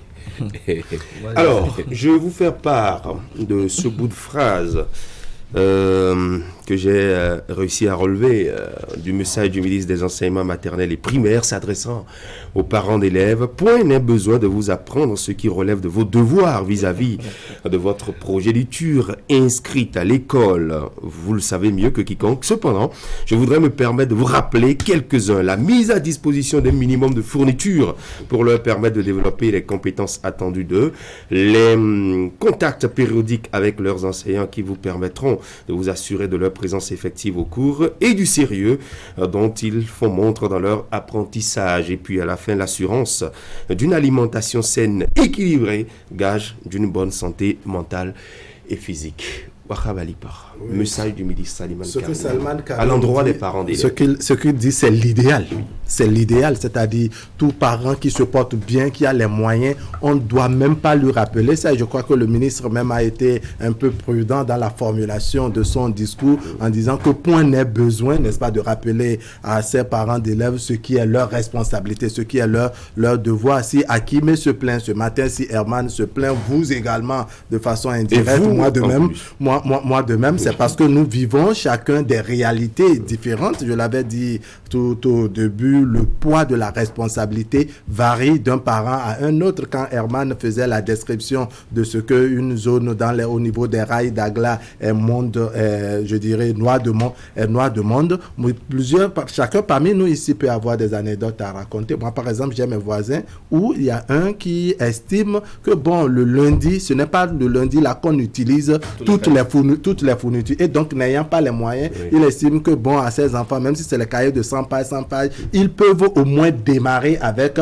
le temps que, si dans la journée, il arrive à faire son zim, il est meunier. Vous voyez, dans la soirée, quand on limite les bruits, la pollution sonore, la tranche de pause, il démarre son engin et puis il se met en activité. L'activité secondaire, c'est être conducteur deuxième. Donc, quand il arrive peut-être à coller les morceaux, peut-être ça lui permettra de pouvoir. Donc, il y a ce qui est la responsabilité des parents et chacun en est conscient. Mais c'est les moyens chez chacun pour pouvoir faire face. Vous aurez constaté que beaucoup de choses, le prix de beaucoup de produits ont augmenté, les fournitures scolaires ont augmenté. Les seules choses qui n'ont pas augmenté, n'est-ce pas, ce sont les salaires. Et c'est à ce niveau que c'est-à-dire les revenus ne sont pas proportionnels aux dépenses auxquelles les parents d'élèves doivent faire face. Donc c'est ça qui anéantit. Ce n'est pas une fuite de responsabilité chez certains parents, non. Ce sont les difficultés qu'on vit. Certains ont pu travailler, n'est-ce pas, à préparer depuis même les vacances, le début des vacances, la rentrée, les fournitures scolaires sont là et tout, ils ont pu s'organiser. Mais il y a des parents qui ont essayé de définir à leur manière les priorités liées donc à leurs difficultés. Quand on sait que l'enfant doit manger, est-ce que c'est à un mois avant qu'il faut acheter le cahier est déposé et on a faim dans la chambre. Donc, vous voyez, c'est autant de calculs, autant de mathématiques. Sinon, ce que le ministre dit, c'est l'idéal, c'est ce que tout parent d'élèves devrait faire. Maintenant, il faut en revenir sur un détail non négligeable. C'est la question de l'indisponibilité des relevés de notes, aussi bien au niveau du CEP que du BEPC. Vous aurez constaté qu'il y a des écoles, quand vous amenez votre apprenant pour l'inscrire, l'école d'accueil veut savoir quelles sont les notes obtenues par le candidat au cours de l'examen pour savoir comment faciliter son orientation et accepter également son inscription. Quand ce n'est pas disponible... Non, c'est une situation c'est une situation exceptionnelle qu'on peut comprendre. Parce que oui, on a travaillé pour soulager les parents, notamment en avançant l'idée de la gratuité. C'est une très bonne nouvelle. Mais on dirait que ça n'a pas été suffisamment mûri pour que les parents soient soulagés. Parce qu'à l'heure où nous parlons, il y a des parents qui se disent, mais quand même, on nous aurait laissé payer pour que nous puissions avoir les relevés de notes pour nos enfants et être situés. D'accord, on salue l'idée de la gratuité liée donc au relevé de notes du CEP et du BPC, mais il faut également interpeller les équipes en charge de ce travail pour que les parents d'élèves soient soulagés, que très vite il y ait une certaine célérité. Parce qu'aujourd'hui, nous parlons de la digitalisation, ce sont des moyens mis en place qui devraient faciliter la délivrance de ces actes pour que parents, élèves et tout le monde enseignant, n'est-ce pas, soient soulagés. Donc on va souhaiter bonne rentrée des classes à tout le monde, bonne rentrée des classes aussi bien aux parents, aux apprenants que tout le monde. Allez-y. Bonne rentrée. Oui. D'accord. Pour les écoles d'accès facile, parce qu'il y a des établissements où la rentrée n'est pas pour aujourd'hui. N'est pas pour aujourd'hui, surtout avec cette pluie qui s'est ajoutée. C'est un aspect non négligeable. C'est même pas dans une semaine, Christian, encore moins dans 2 semaines. Il y a déjà des établissements où les directeurs ont levé le ton pour espérer que des solutions soient apportées aux conditions d'études de nos apprenants. Malheureusement, il n'y a pas encore de réponse favorable. La zone d'Akpakpaye environ est dans cette situation. Les zones où aujourd'hui vous constatez, Christian, que les inondations, la montée de l'eau a forcément des incidences. C'est clair que ces enfants ne vont pas reprendre les cours ce lundi 19. C'est aussi évident que les zones, par exemple, où les ponts ont été coupés, ça on rappelle au passage, eh bien l'accès à ces zones, ça va être très difficile. Vous avez dans les deux KP, certains professeurs, certains anciens n'iront pas au cours parce que difficilement ils pourront regagner les établissements du fait de la difficulté à traverser. Donc, vous voyez un peu rentrer d'accord sur papier, c'est le 19, c'est entendu, le ministre a lancé son message et tout ce qu'il y a autour. Seulement que qu'est-ce qui a été mis en place pour régler véritablement. Quand on a entendu Noël Chadaré la semaine dernière, je crois ici, on a dit les diligences faites pour la rentrée des classes 2022-2023, mais parmi ces diligences, c'est forcément qu'on a peut-être omis de dire que bien, il y a des établissements qui souffrent, bien évidemment. Qu'est-ce qui va être fait à leur endroit pour que les enfants n'accusent pas le retard dans l'exécution des programmes? La question reste tout entière parce que c'est clair que si on fait aujourd'hui un point, vous verrez qu'il y a plusieurs zones, Christian, qui n'auront pas la possibilité de démarrer effectivement les cours ce 19 septembre 2022. C'est triste, c'est malheureux, mais bon, c'est ce à quoi nous sommes confrontés. À côté des difficultés énumérées de part et d'autre par les parents, chacun ce qui le concerne selon ses moyens, c'est qu'il y a également aussi cette difficulté d'accès à certains établissements pour le compte de cette rentrée scolaire. Oui, difficulté d'accès, malheureusement, il se fait que la pré-rentrée c'était pour lundi dernier et donc tout avait, semble-t-il, été mis en place pour que la rentrée puisse démarrer effectivement aujourd'hui et que les cours démarrent. Et c'est ça peut-être qui fera l'avantage de certains élèves, de certains apprenants, parce qu'une fois à l'école aujourd'hui, ils vont démarrer les cours automatiquement. Mais d'autres attendront peut-être encore une semaine, 2 semaines avant d'avoir l'enseignant en classe, avant même de pouvoir accéder même à la salle de classe. Je pense que c'est partie des éléments dont il faut tenir compte. Et si le gouvernement, à travers ses conseillers pédagogiques, ses directeurs de zone pédagogique, je crois qu'il y a une sorte d'organisation qui permet désormais au gouvernement d'être au courant, d'être informé des moindres détails dans certaines écoles, parce qu'il y a des chefs de conseil électoral, il y a des chefs ci, des chefs ça. Et donc, si l'État peut avoir le ministre, je crois le ministre de l'enseignement maternel primaire, le ministre de l'enseignement secondaire, c'est d'avoir le retour essentiel pour que les dispositions idoines soient prises comme ça. Ça permet une bonne reprise des cours à nos apprenants. Voilà, il n'y a pas de situation statique, tout peut changer à tout moment. Il y a des zones d'accès difficiles aux apprenants. Quand vous prenez les apprenants qui vont à l'école de Veki, je crois que ça c'est dans la zone de Soava, vous comprendrez que leur situation ne peut pas être comme celle de ceux qui vont, je dirais, au CG Godomé et autres. Sans oublier les écoles, n'est-ce pas, qu'on sait qu'elles sont permanemment inondées.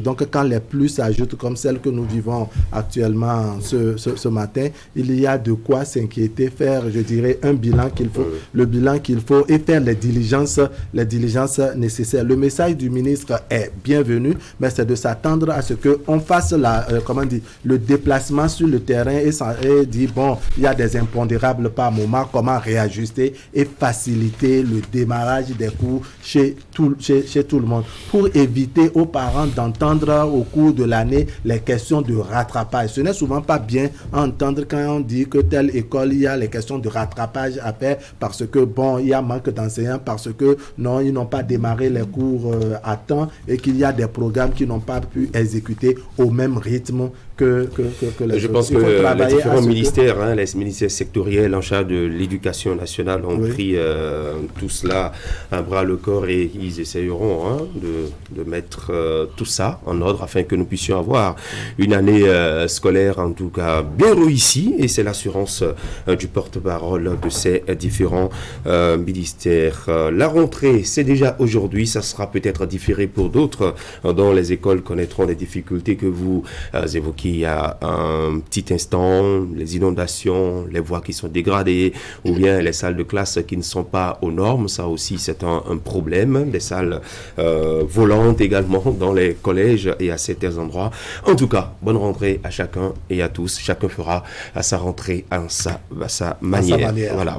Allez, on va revenir maintenant à l'actualité politique. Vous faites les décomptes déjà par rapport au 8 janvier 2023, Herman Parfait à Niamboussou. On apprend déjà que le 4 novembre, il y aura en tout cas le calendrier électoral sera déroulé le 4 novembre. Je pense que la clôture du dépôt des dossiers de candidature et bien d'autres. À ce moment, qu'est-ce qui se passe au sein des formations politiques à part les ralliements de partis politiques. Il y a des partis qui sont, je dirais, qui sont nulle part, ni à gauche, ni à droite, ni au centre, mais qui aujourd'hui ont une position définie. Herman, ou qui semble avoir une position définie. Vous faites allusion à la nouvelle alliance de Théophile, enfin pas de, présidée par Théophile Yaro, puisque désormais il n'y a plus de telle partie de si. Non, je pense qu'il avait dit haut et fort au départ, à la création du parti politique, il avait dit que ce parti n'était ni de la mouvance ni de l'opposition, n'était encore moins au centre. Et donc que le président de ce parti se positionne désormais aux côtés du présidium de l'Union progressiste de renouveau en tournée dans le septentrion. Je pense que ça donne des images, ça donne certaines images qu'il faut commenter. Est-ce que Théophile Yarou finalement est en train de rallier son parti à l'UP Le Renouveau? Est-ce que c'est désormais clair? On attend peut-être les prochaines heures pour que cette adhésion, pour que cette décision nous soit officiellement actée. Oui, dans l'état-major des partis politiques en ce moment, il se passe qu'il y a adhésion, il y a ralliement, il y a des démissions qui se font.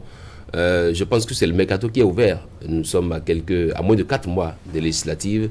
Toujours est-il que quand on sait bien se comporter, on est sûr de pouvoir être positionné et de pouvoir apporter des éléments nouveaux à la formation politique vers laquelle on court. Voilà. Oui, justement, avec la réforme du système partisan et à quelques mois des élections législatives, est-ce qu'on devait s'attendre à Kimé Seydou Ouseni pour ce que nous voulons de notre classe politique, à avoir ce genre de mouvement et qui plus est vient des grandes formations politiques?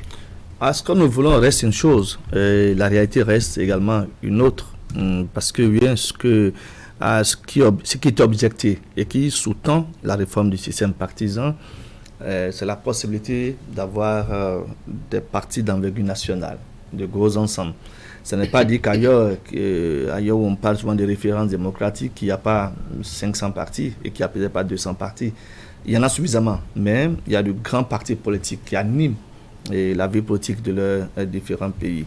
On veut peut-être l'implémenter chez nous et donc on est allé à la réforme du système partisan. Au sortir de cette réforme, du moins au lendemain donc de cette réforme, c'est que nous avons eu la création de l'Union progressiste, nous avons eu la création du Bloc républicain. Les autres partis ont fondu, se sont retrouvés à la création, donc ont perdu leurs prérogatives d'antan. Et donc on fait l'option de fédérer et de créer ces différentes grosses formations politiques avec une occupation nationale.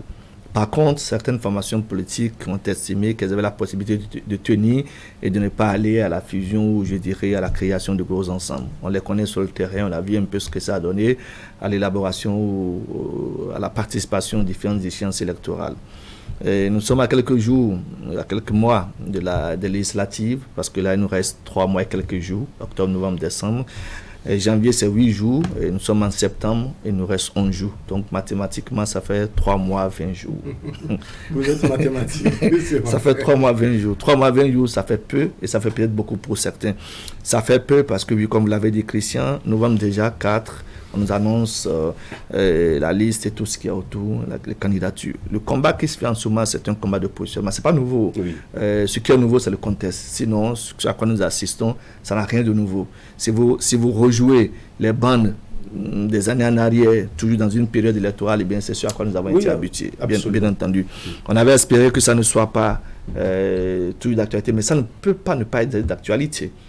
Quand on veut être bien positionné, quand on bien entendu, c'est qu'on finit par avoir le schéma auquel nous assistons. Certains font le mieux pour se voir positionner, certains font le mieux parce que bien on refait d'avoir une identité claire. On n'est ni oiseau, on n'est ni mammifère. Et donc, on court dans tous les sens. Mais ce que je sais déjà, c'est qu'il y a déjà des annonces qui sont faites.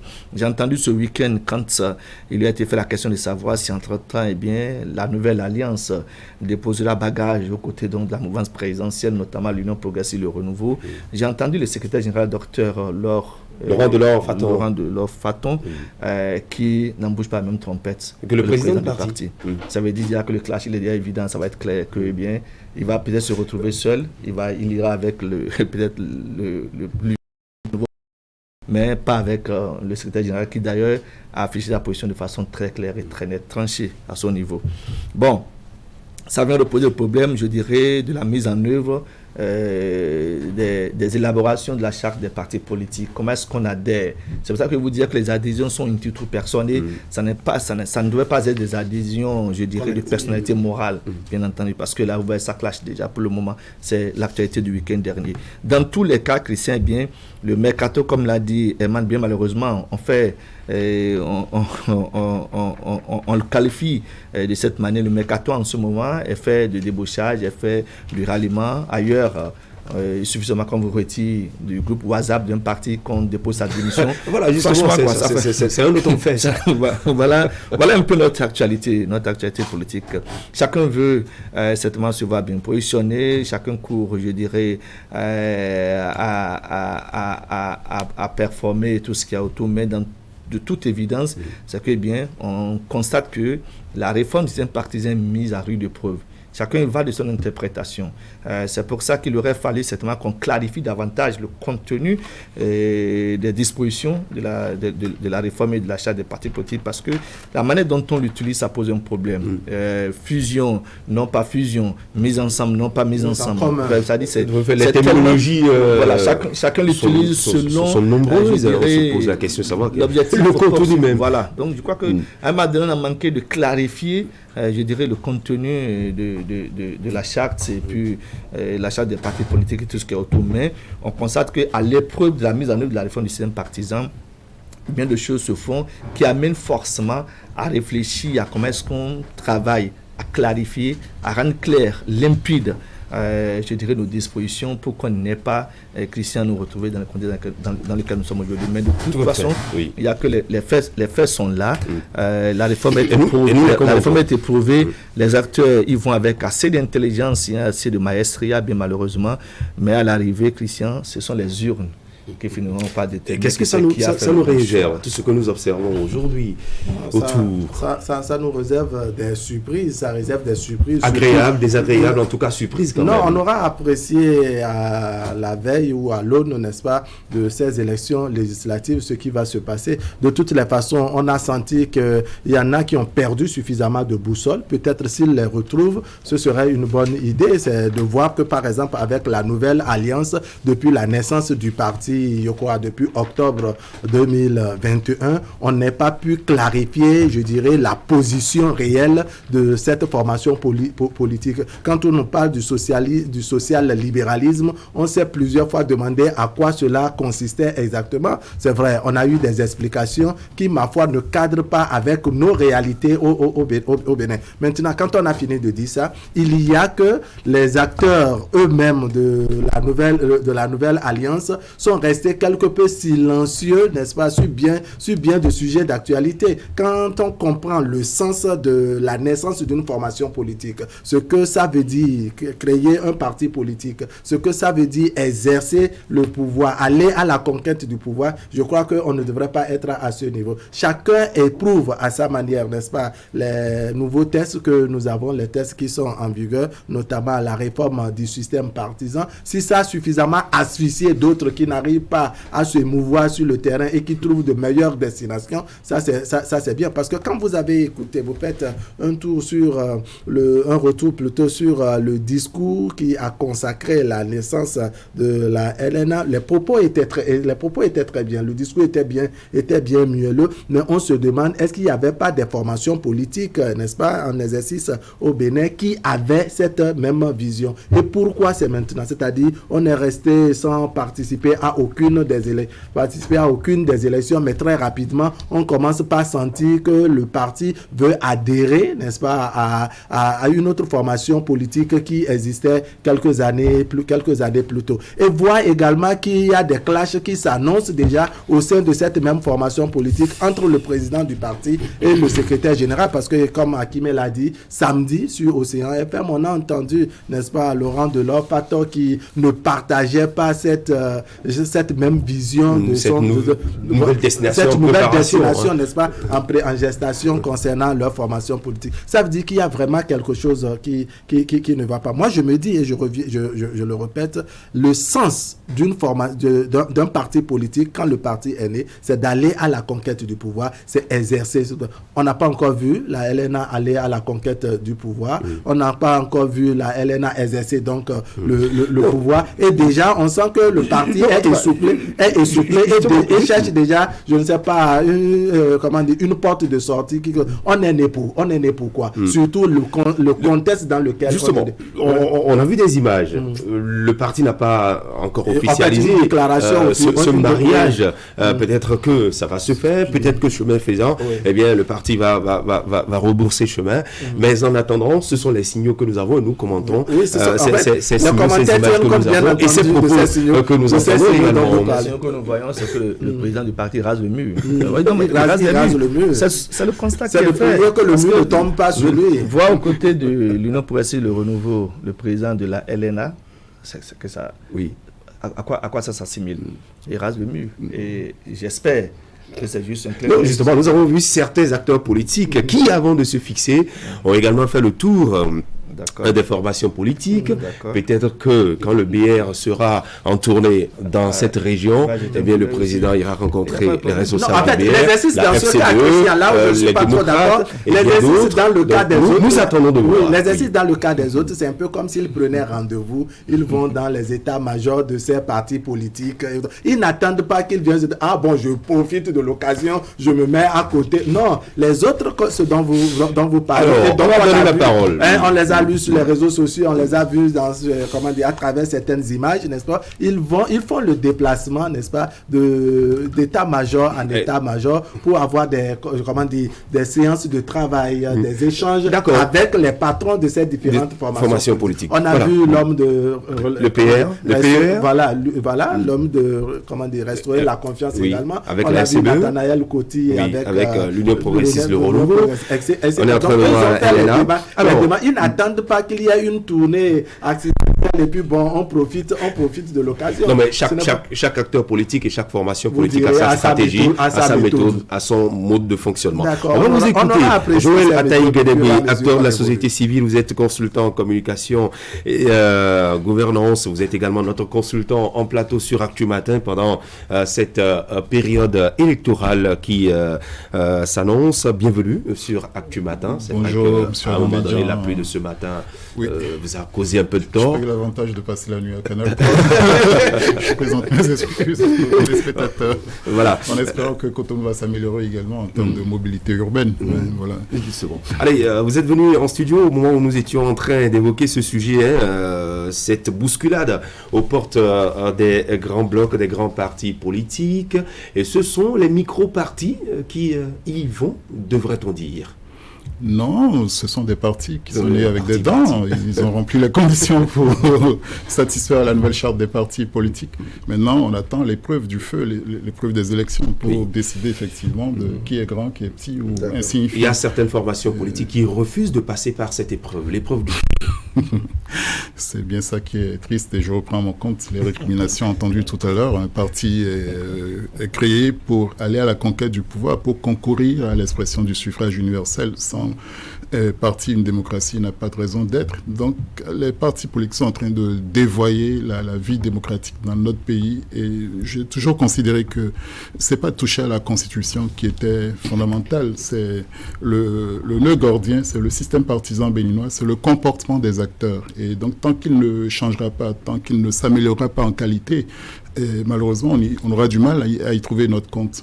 Gageons que l'électeur s'y retrouve entre social-libéralisme, des néo-convertis à la social-démocratie et que sais-je encore. Et en quoi est-ce que les gens croient? Et on parle d'idéologie, c'est la synthèse, c'est la quintessence des idées qu'on professe. Et en deçà, on veut voir des lignes directrices, on veut voir des programmes porteurs, mais on n'est décidément pas là. Et Dieu merci pour l'instant, à part ce qui a commencé enfin dans quelques partis, il y a des invectives déjà qui ont commencé, donc les querelles de personnes, et tout ça nous éloigne de l'essentiel des besoins de la population, des objectifs de développement, des choix et qu'on fait et par rapport auxquels on peut vous apprécier. Toujours est-il que, comme a dit un des chefs de parti, je crois M. Agossa, RLC, c'est le temps du mercato politique. Je suis avec beaucoup d'amateurs de sport ici. Voilà. Alors, c'est un mercato occasionnel, clandestin, qui se fait vraiment en dessous, enfin, au mépris de tout. Et il ne s'agit pas d'amener la morale sur ce terrain-là, mais quand même, il y a un minimum de décence à avoir. Et à défaut, et cette décence-là, c'est pas de l'ordre du jugement moral, c'est simplement de l'ordre de la citoyenneté, du respect des règles convenues. Et si on ne peut pas faire avec les règles en vigueur, si on cherche toujours à contourner, à jouer des textes, et on avait, enfin je veux croire que c'est au passé, mais il y a eu au Parlement béninois cette culture qui consistait à piéger, à poser des pièges même dans la loi, à avoir au-delà maintenant une appropriation interprétative de la loi. Enfin, on est passé un peu partout, sauf le respect de ce qui doit être, de ce qui est convenu. Et on attend quand même que tout cela se stabilise et qu'on nous donne, je ne vais pas parler de lendemain d'orage, mais quand même que le paysage s'éclaircisse et que le pauvre citoyen, le pauvre électeur qu'on sollicite et s'y retrouve. Est-ce que vous pensez que le pauvre citoyen, le pauvre électeur comprend ce qui se fait ? Oui, en partie. Avec amusement, il observe. J'imagine qu'il attend le moment de sanctionner avec son bulletin de vote, sauf si lui-même, il participe de cette espèce de corruption qui ne dit pas son nom. Et s'il se met au guichet pour récupérer sa part, alors là, ça voudrait dire que ceux qui ont sollicité son suffrage et avec espèce sonnante et trébuchante ou d'autres moyens ou promesses fallacieuses seront déliés de tout devoir, toute obligation de rendre compte et encore moins de faire des choses qui aillent dans le sens de l'intérêt général. Donc c'est aux citoyens à la base également d'éduquer ces élites, ces dirigeants qui prétendent le représenter. Et donc on ne peut pas rester passif, observer simplement et se contenter d'attendre le meilleur. Le citoyen doit pouvoir crier un holà malgré tout. Et même désormais, ne serait-ce que à considérer le financement public des partis politiques qui intervient quand même depuis 2 ans avec 3 milliards de nos sous, de nos impôts. Et même si ce n'était pas ça, il y a un nombre d'avantages auxquels les partis, les hommes politiques ont droit. Donc on a le droit d'exiger qu'on nous rende des comptes et qu'on élève un peu le niveau.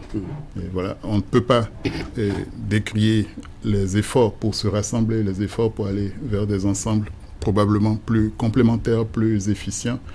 Mais je ne suis pas sûr qu'on assiste forcément à ça. Il n'y a pas de...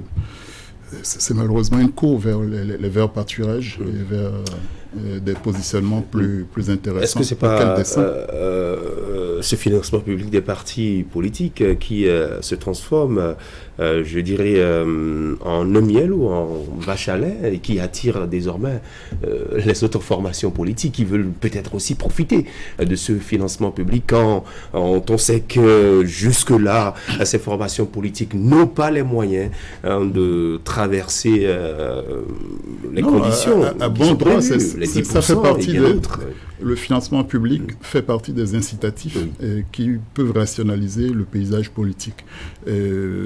Malheureusement, les circonstances ont fait que c'est une minorité de partis qui en bénéficient compte tenu de 2019 et voire 2020. Et il n'empêche, et j'espère qu'il y aura des amendements même à la loi sur le financement public pour que les partis ne se clochardisent pas et qu'il y ait un minimum décent et contre lequel on attend des devoirs, on attend un comportement un peu plus vertueux, en cas conforme à la loi. Je le répète, c'est pas de la moralisation, c'est pas de moralisation qu'il s'agit, mais de respect de la chose publique et de la loi. Et donc, si ce financement est là, si certains en ont bénéficié de manière outrageuse et semblent assez tranquilles par rapport au financement de leur campagne et autres. Est-ce une raison suffisante pour ne pas chercher des moyens alternatifs de se financer, de se faire entendre même, de faire le plaidoyer qui permet peut-être de changer les choses, d'améliorer les choses avant d'aller aux élections, même si on ne touche pas au seuil des 10%, qui est un dispositif qui rationalise la constitution des partis en termes de sélection à la sortie. Et donc, on vous laisse vous créer avec des conditions relativement souples, et puis petit à petit, le verrou se met. Et c'est vrai, tout code électoral est un choix, et il y a toujours eu des seuils de représentativité. Et donc, on ne va pas cesser avec ça. Il y a des cautions qui sont attendues. Et la vie politique a un coût, mais elle a des exigences de devoir et de redevabilité. Et finalement, quand on prend chaque parti intrinsèquement, les majeurs d'un côté et peut-être ceux qui n'ont pas encore pu s'éprouver au suffrage universel, et où sont leurs propositions? On est tous avec le président Talon, on était tous avec le président Yaïboni, avec le président Kérékou, le président Soglo. C'est ça, cette culture politique-là, du messianisme, de l'opportunisme, ne peut pas nous mener loin. Ça veut dire qu'on ne construit pas des institutions. Et quels sont les partis? Et j'aurais été curieux de voir des partis comme... d'ailleurs, ils sont déjà morts de leur... C'était même pas des partis, c'était des coalitions. C'était des alliances préélectorales, quasiment sans lendemain. On a vu les CBE être une formidable machine électorale, mais qui n'a pas compris l'intelligence, qui n'a pas eu l'intelligence de la nécessité pour se transformer en parti sur des bases claires. On voit où ils en sont aujourd'hui. Et ce qui est autour du président Talon, qu'est-ce qu'il va en être? Est-ce que l'Union progressiste, qui se dit, quand elle le veut, social-démocrate, et le bloc républicain qui laisse à croire qu'il serait libéral, mais tous deux soutenant le chef du gouvernement, le président Talon, est-ce qu'ils y retrouvent leur compte? Et nous sommes dans quel type de politique là? Quels sont les choix qui sont faits? Et qu'est-ce qui n'agrée pas certains et en quoi est-ce qu'il y a des convergences? Qu'on nous situe simplement, qu'on nous dise ce qu'on a concédé éventuellement. Et puis déjà, on sera plus à l'aise. Ou alors, ils n'ont qu'à se mettre ensemble également. Et que les opposants essaient de se mettre ensemble. Mais évitons les partis uniques de part et d'autre. On a besoin de diversité, on a besoin de pluralisme. Il faut donner un sens à l'expression démocratique, que le débat soit avant que les choix ne soient faits. Oui, moi j'évoquerai le financement public des partis politiques comme étant un verrou. Ce verrou-là qui a été mis, je dirais, à dessein pour aujourd'hui contraindre les partis politiques qui n'ont pas les reins solides à vite rallier, ou pour reprendre les thèmes d'Akimé, à faire le mur pour pouvoir intégrer ces formations politiques qui ont les moyens qu'il faut, parce que n'oubliez pas, une campagne électorale c'est des moyens, un parti politique c'est des moyens également. Alors qu'on a fait l'option de ne plus dire le parti politique de telle personne, on a dit désormais que le parti politique doit être constitué à travers son idéologie, à travers les hommes qui le composent, et donc faire en sorte qu'on ne puisse plus identifier un parti politique par rapport à un individu. Et donc, ça veut dire que désormais, tous doivent concourir à donner vie à cette formation politique-là. Malheureusement, il se fait que chez nous, au Bénin, le déroulé militantisme n'a pas encore atteint ce niveau-là où on peut se lever. D'abord, il y a l'école qui a commencé aujourd'hui. Il y a pour ceux qui sont encore en location, mais même comme on n'est pas en location, il y a les impôts à payer, il y a tout et tout. Donner à manger. Et donner de l'argent au parti politique, c'est compliqué. Le fait de cotiser, la contribution individuelle pose problème encore chez nous au Bénin. Donc, du coup, moi, je comprends que les partis politiques qui ont été créés, qui ont pensé un instant que en existant, ils auraient voir au chapitre pour ce qui est des financements de partis politiques. Je pense que je leur trouve raison pour ceux qui ont décidé finalement d'aller à l'ombre du baobab ou d'aller à cheval pour quand même essayer de vous ne pas trop marcher. Christian, sur cet aspect concernant la question donc du financement des partis politiques, il y a que vous allez premièrement avec vos propres moyens d'abord, et tous les partis politiques qui bénéficient actuellement du financement de de financement public sont passés par là. Vous vous débrouillez, si je peux me permettre, avant de bénéficier du financement public. Donc, le financement public n'est pas donné en amont. Certes, il y a des formations politiques parce que, étant partie de leurs propres moyens, aujourd'hui en bénéficient. Et s'ils maintiennent le cap, ils vont toujours en bénéficier parce qu'il y a des critères, il y a des conditions à remplir. Mais il faut préciser que même les 3 formations politiques actuellement, nous avons Union progressiste, il faut dire le Renouveau, n'est-ce pas? Nous avons le Bloc républicain et le parti FCBE qui sont allés aux élections, ont rempli ces conditions d'abord avant d'être bénéficiaires. Maintenant, quand à la naissance d'une formation politique, pensez, pas erreur, n'est-ce pas? N'est-ce pas que une fois qu'on est né, on doit bénéficier systématiquement, je dirais, du financement public. C'est une grosse erreur et c'est peut-être ceux qui vont penser qu'une fois qu'ils existent, ils peuvent avoir gratuitement le financement public. Ils n'ont pas pensé. Oui. Ces formations politiques sont nées, veulent aller aux élections, mais chemin faisant, on constaté qu'il y a beaucoup trop d'embûches, il y a beaucoup trop de difficultés. Ils ont décidé alors d'apporter leur idéologie au profit. Non, vous n'allez pas parler. Il y a un mariage idéologique qui se fait en ce moment. Vous n'allez pas parler comme si vous étiez les chefs de ces formations politiques. On échange avec eux, on discute avec eux. Je pense qu'on reprend la question tout à l'heure. Quand je disais qu'une partie politique est née, je pense que c'est forcément d'abord des dépenses quand même. Ça fait 1155 dossiers de constitution de partis politiques.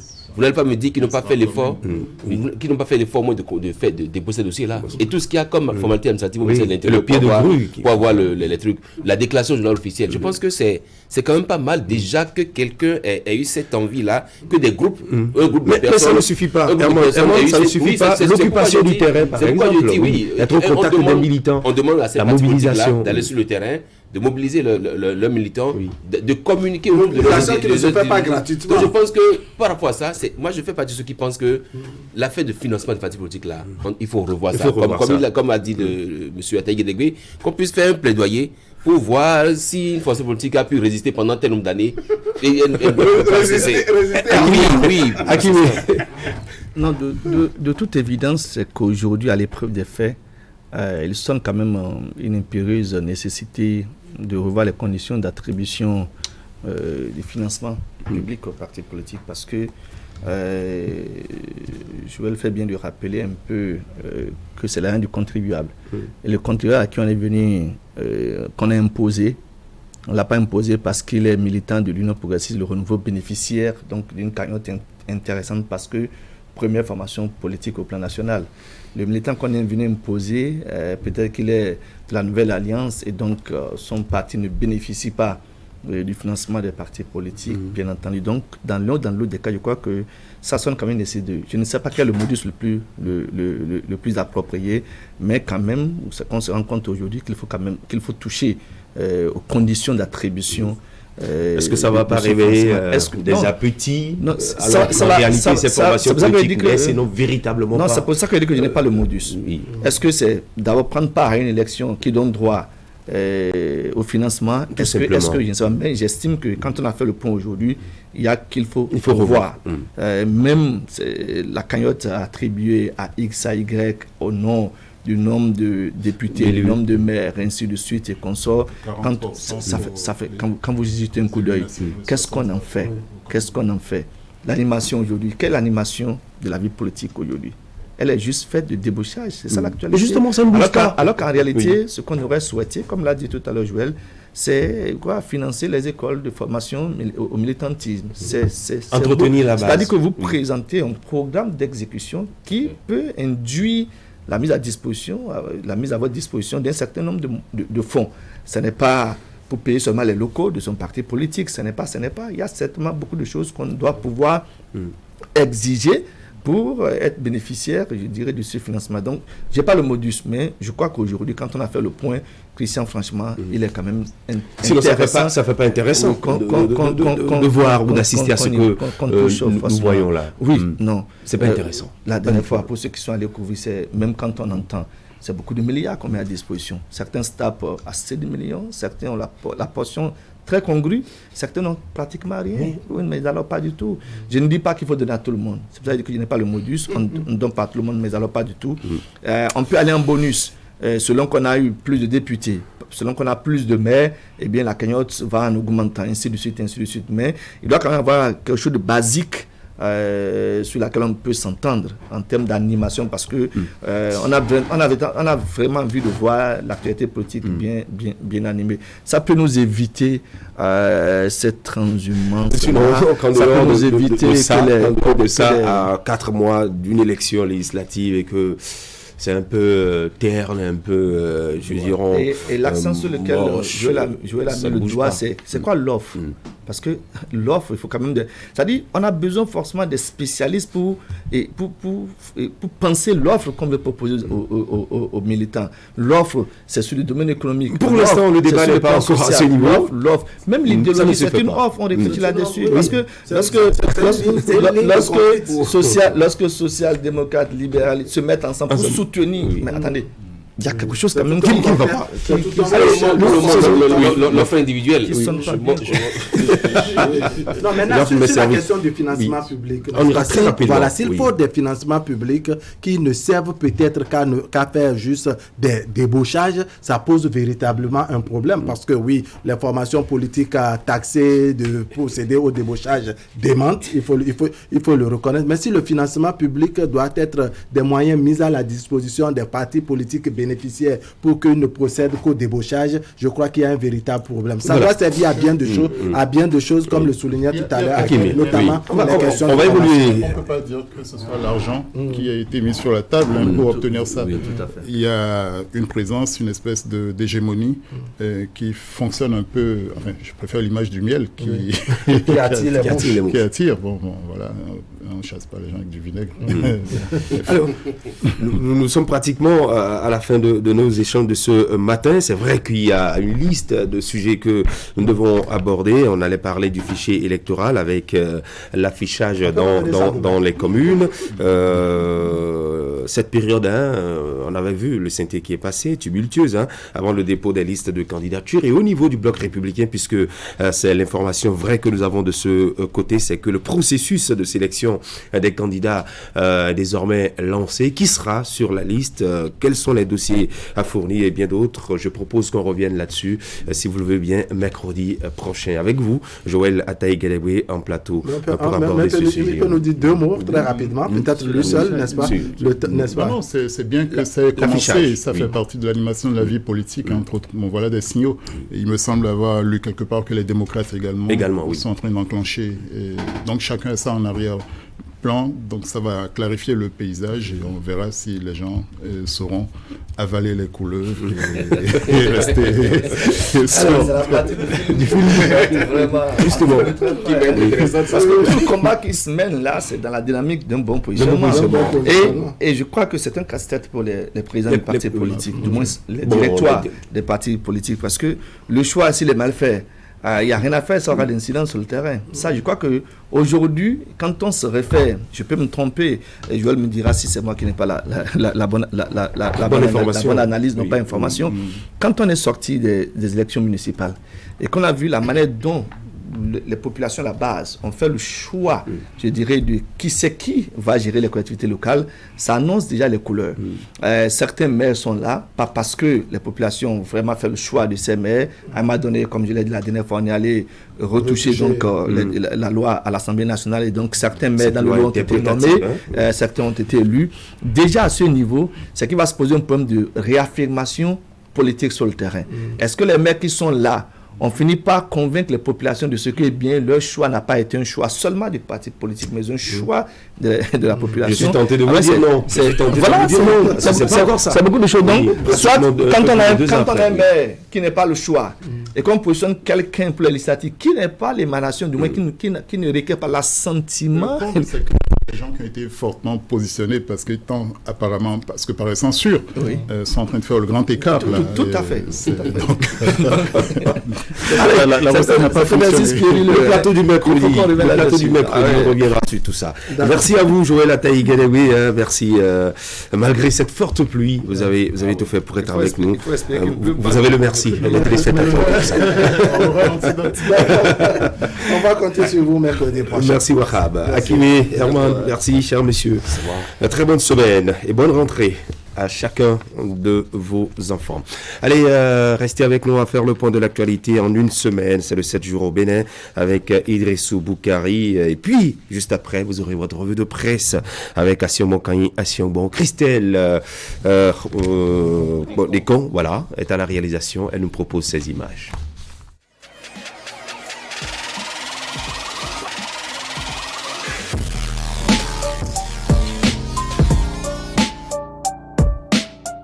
Le point de l'actualité hebdomadaire sur la 3, c'est dans une semaine au Bénin.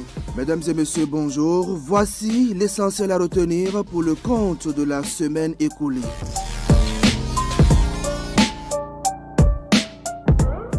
Après plus de 2 mois de vacances, l'école béninoise rouvre ses portes dès ce lundi 19 septembre 2022.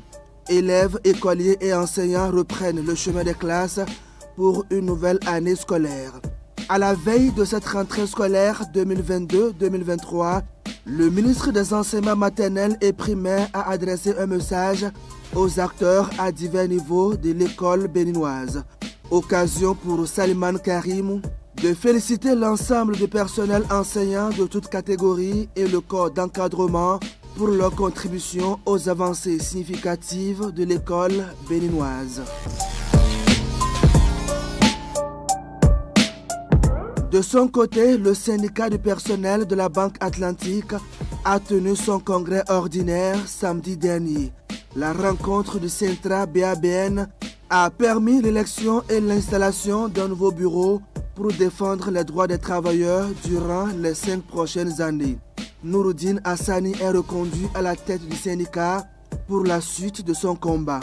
Si pendant son premier mandat, plusieurs avantages ont été obtenus au profit des travailleurs, pour le nouveau, il veut maintenir le cap tout en privilégiant le dialogue avec la direction générale. Le Bénin a commémoré la semaine dernière la 35e journée mondiale de la préservation de la couche d'ozone. Vendredi, au ministère du Cadre de vie et du développement durable, plusieurs acteurs de la protection de l'environnement ont réfléchi sur le thème de cette année que voici. Un thème qui, selon le directeur intérimaire de l'environnement et du climat, invite à une prise de conscience profonde de l'importance d'une synergie d'action entre les conventions et accords sur l'environnement pour contrer définitivement l'appauvrissement de la couche d'ozone.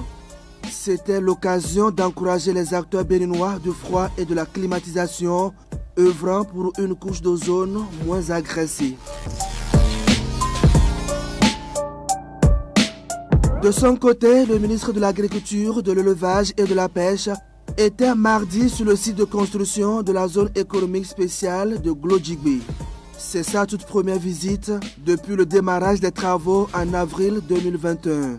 Gaston Dossoui est allé s'imprégner du niveau d'avancement des travaux et les conditions d'installation des investisseurs pour la transformation agro-industrielle. Occasion pour le ministre qui a visité l'usine de transformation des noix de cajou et le centre de formation au métier du textile de rassurer les uns et les autres de la disponibilité de la matière première pour alimenter les usines de transformation qui se mettent progressivement en place.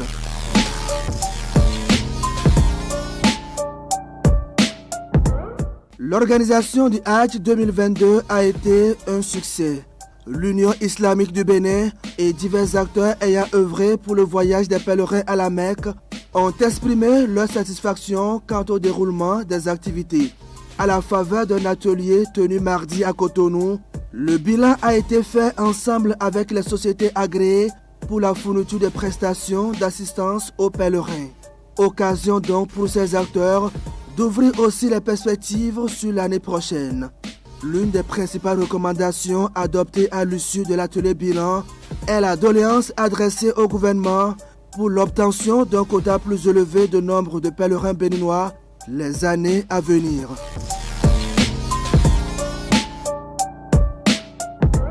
Ainsi se résument les faits ayant marqué la semaine écoulée. Merci de votre aimable attention. À lundi prochain pour un autre point de l'actualité hebdomadaire.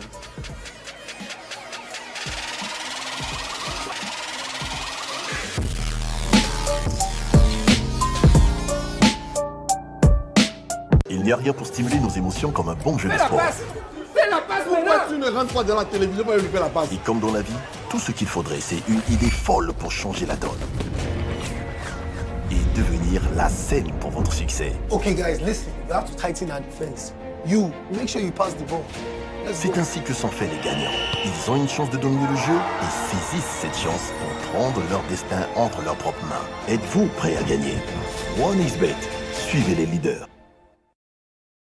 Vivez chaque jour des sensations fortes sur votre radio. Ça y est, Fraternité FM, numéro 1 des radios du Septentrion se rapproche de vous. Téléchargez gratuitement sur Google Play Store l'application Fraternité FM pour savourer, où que vous soyez dans le monde, les informations, la belle musique en temps réel et tout notre merveilleux programme. Fraternité, votre FM à Parakou, la radio de tous les jours.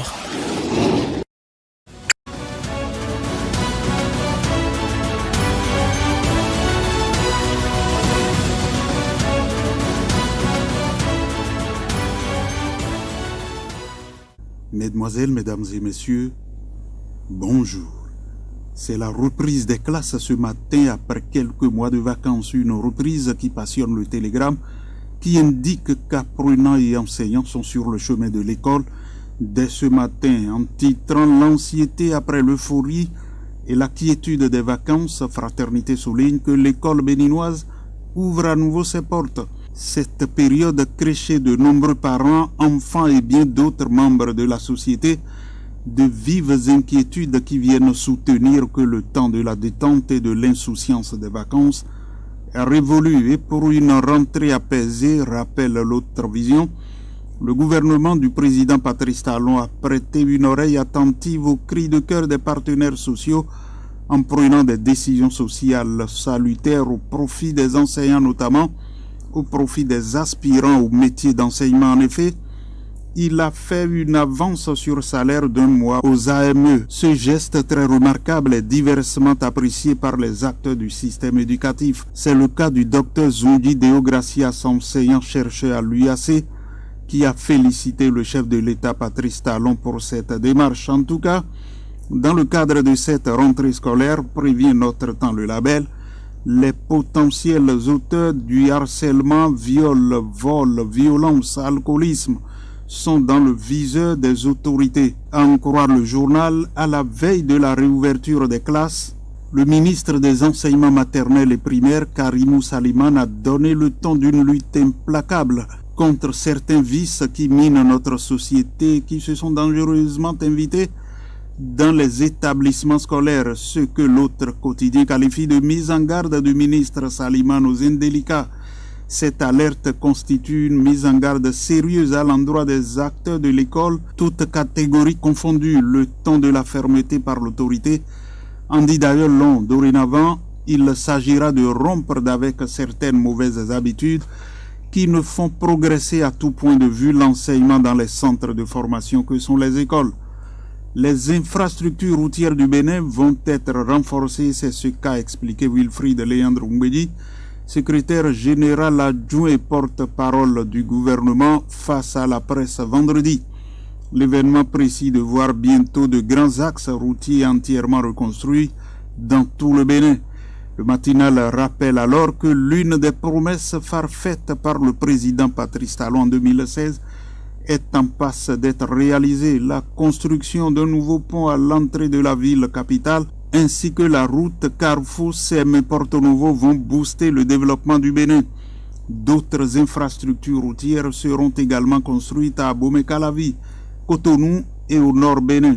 Sur le terrain politique, l'autre vision rapporte que c'est officiel. Le président de l'Association des jeunes pour le développement durable Michalodo du Bénin, Étienne Villegla, est désormais membre du parti Union progressiste Le Renouveau. En démissionnant avec les membres de son association du Bloc républicain, Étienne Villegla et les siens, complètement sous le charme des idéaux et visions du parti UPR, ont donc décidé de déposer leurs valises. La cérémonie officielle de déclaration d'adhésion s'est déroulée hier dimanche 18 septembre 2022. Et parlant de la finale du tournoi de solidarité Bloc républicain à Boïcon, le Soleil Bénin Info écrit que sous le haut parrainage du ministre Abdoulaye Biotchane, Le tournoi interquartier dénommé Solidarité Bloc Républicain a connu le dimanche 18 septembre 2022 son épilogue sur le terrain à Boycon en présence d'un gratin politique, du cheval blanc. Après le temps réglementaire, le quartier Djessou Hokon a battu au tir au but 3-2 son homologue de AIUMS. C'est un pari gagné pour le chef d'arrondissement 1 de Boycon, Germain Yaou, qui a mis les jeunes en ordre de bataille pour les législatives de 2023. Dans la suite, Fraternité s'intéresse à la première session de l'Assemblée consulaire de la Chambre d'industrie et de commerce du Bénin et note un projet ambitieux soumis à l'examen et au vote des élus consulaires. Le journal relève que c'est là la vision partagée des élus consulaires de bâtir une communauté d'affaires plus forte, résiliente et diversifiée. En 2023, le bureau consulaire a retenu de lancer une offensive économique pour atteindre les objectifs du plan stratégique impulsé pour plus d'impact. Pendant ce temps, le journal L'Économiste du Bénin, qui fêtait son jubilé d'étain, renseigne que la directrice adjointe de cabinet du ministère de l'Économie et des Finances, Abidja Hassan Zanouvi, représentant le ministre d'État Romuald Warahi, a lancé officiellement le vendredi 16 septembre 2022 à Cotonou le premier forum de l'économiste, activité phare de la célébration du jubilé d'étain du quotidien L'Économiste du Bénin. C'était en présence de plusieurs personnalités béninoises et de la sous-région ouest-africaine. Et Léonard Dossou, directeur général du quotidien, de dire que c'est une première dans l'histoire des médias au Bénin qu'un organe de presse mobilise tant de personnalités autour d'un événement qui consacre la célébration de son existence. Merci d'avoir suivi la revue de presse.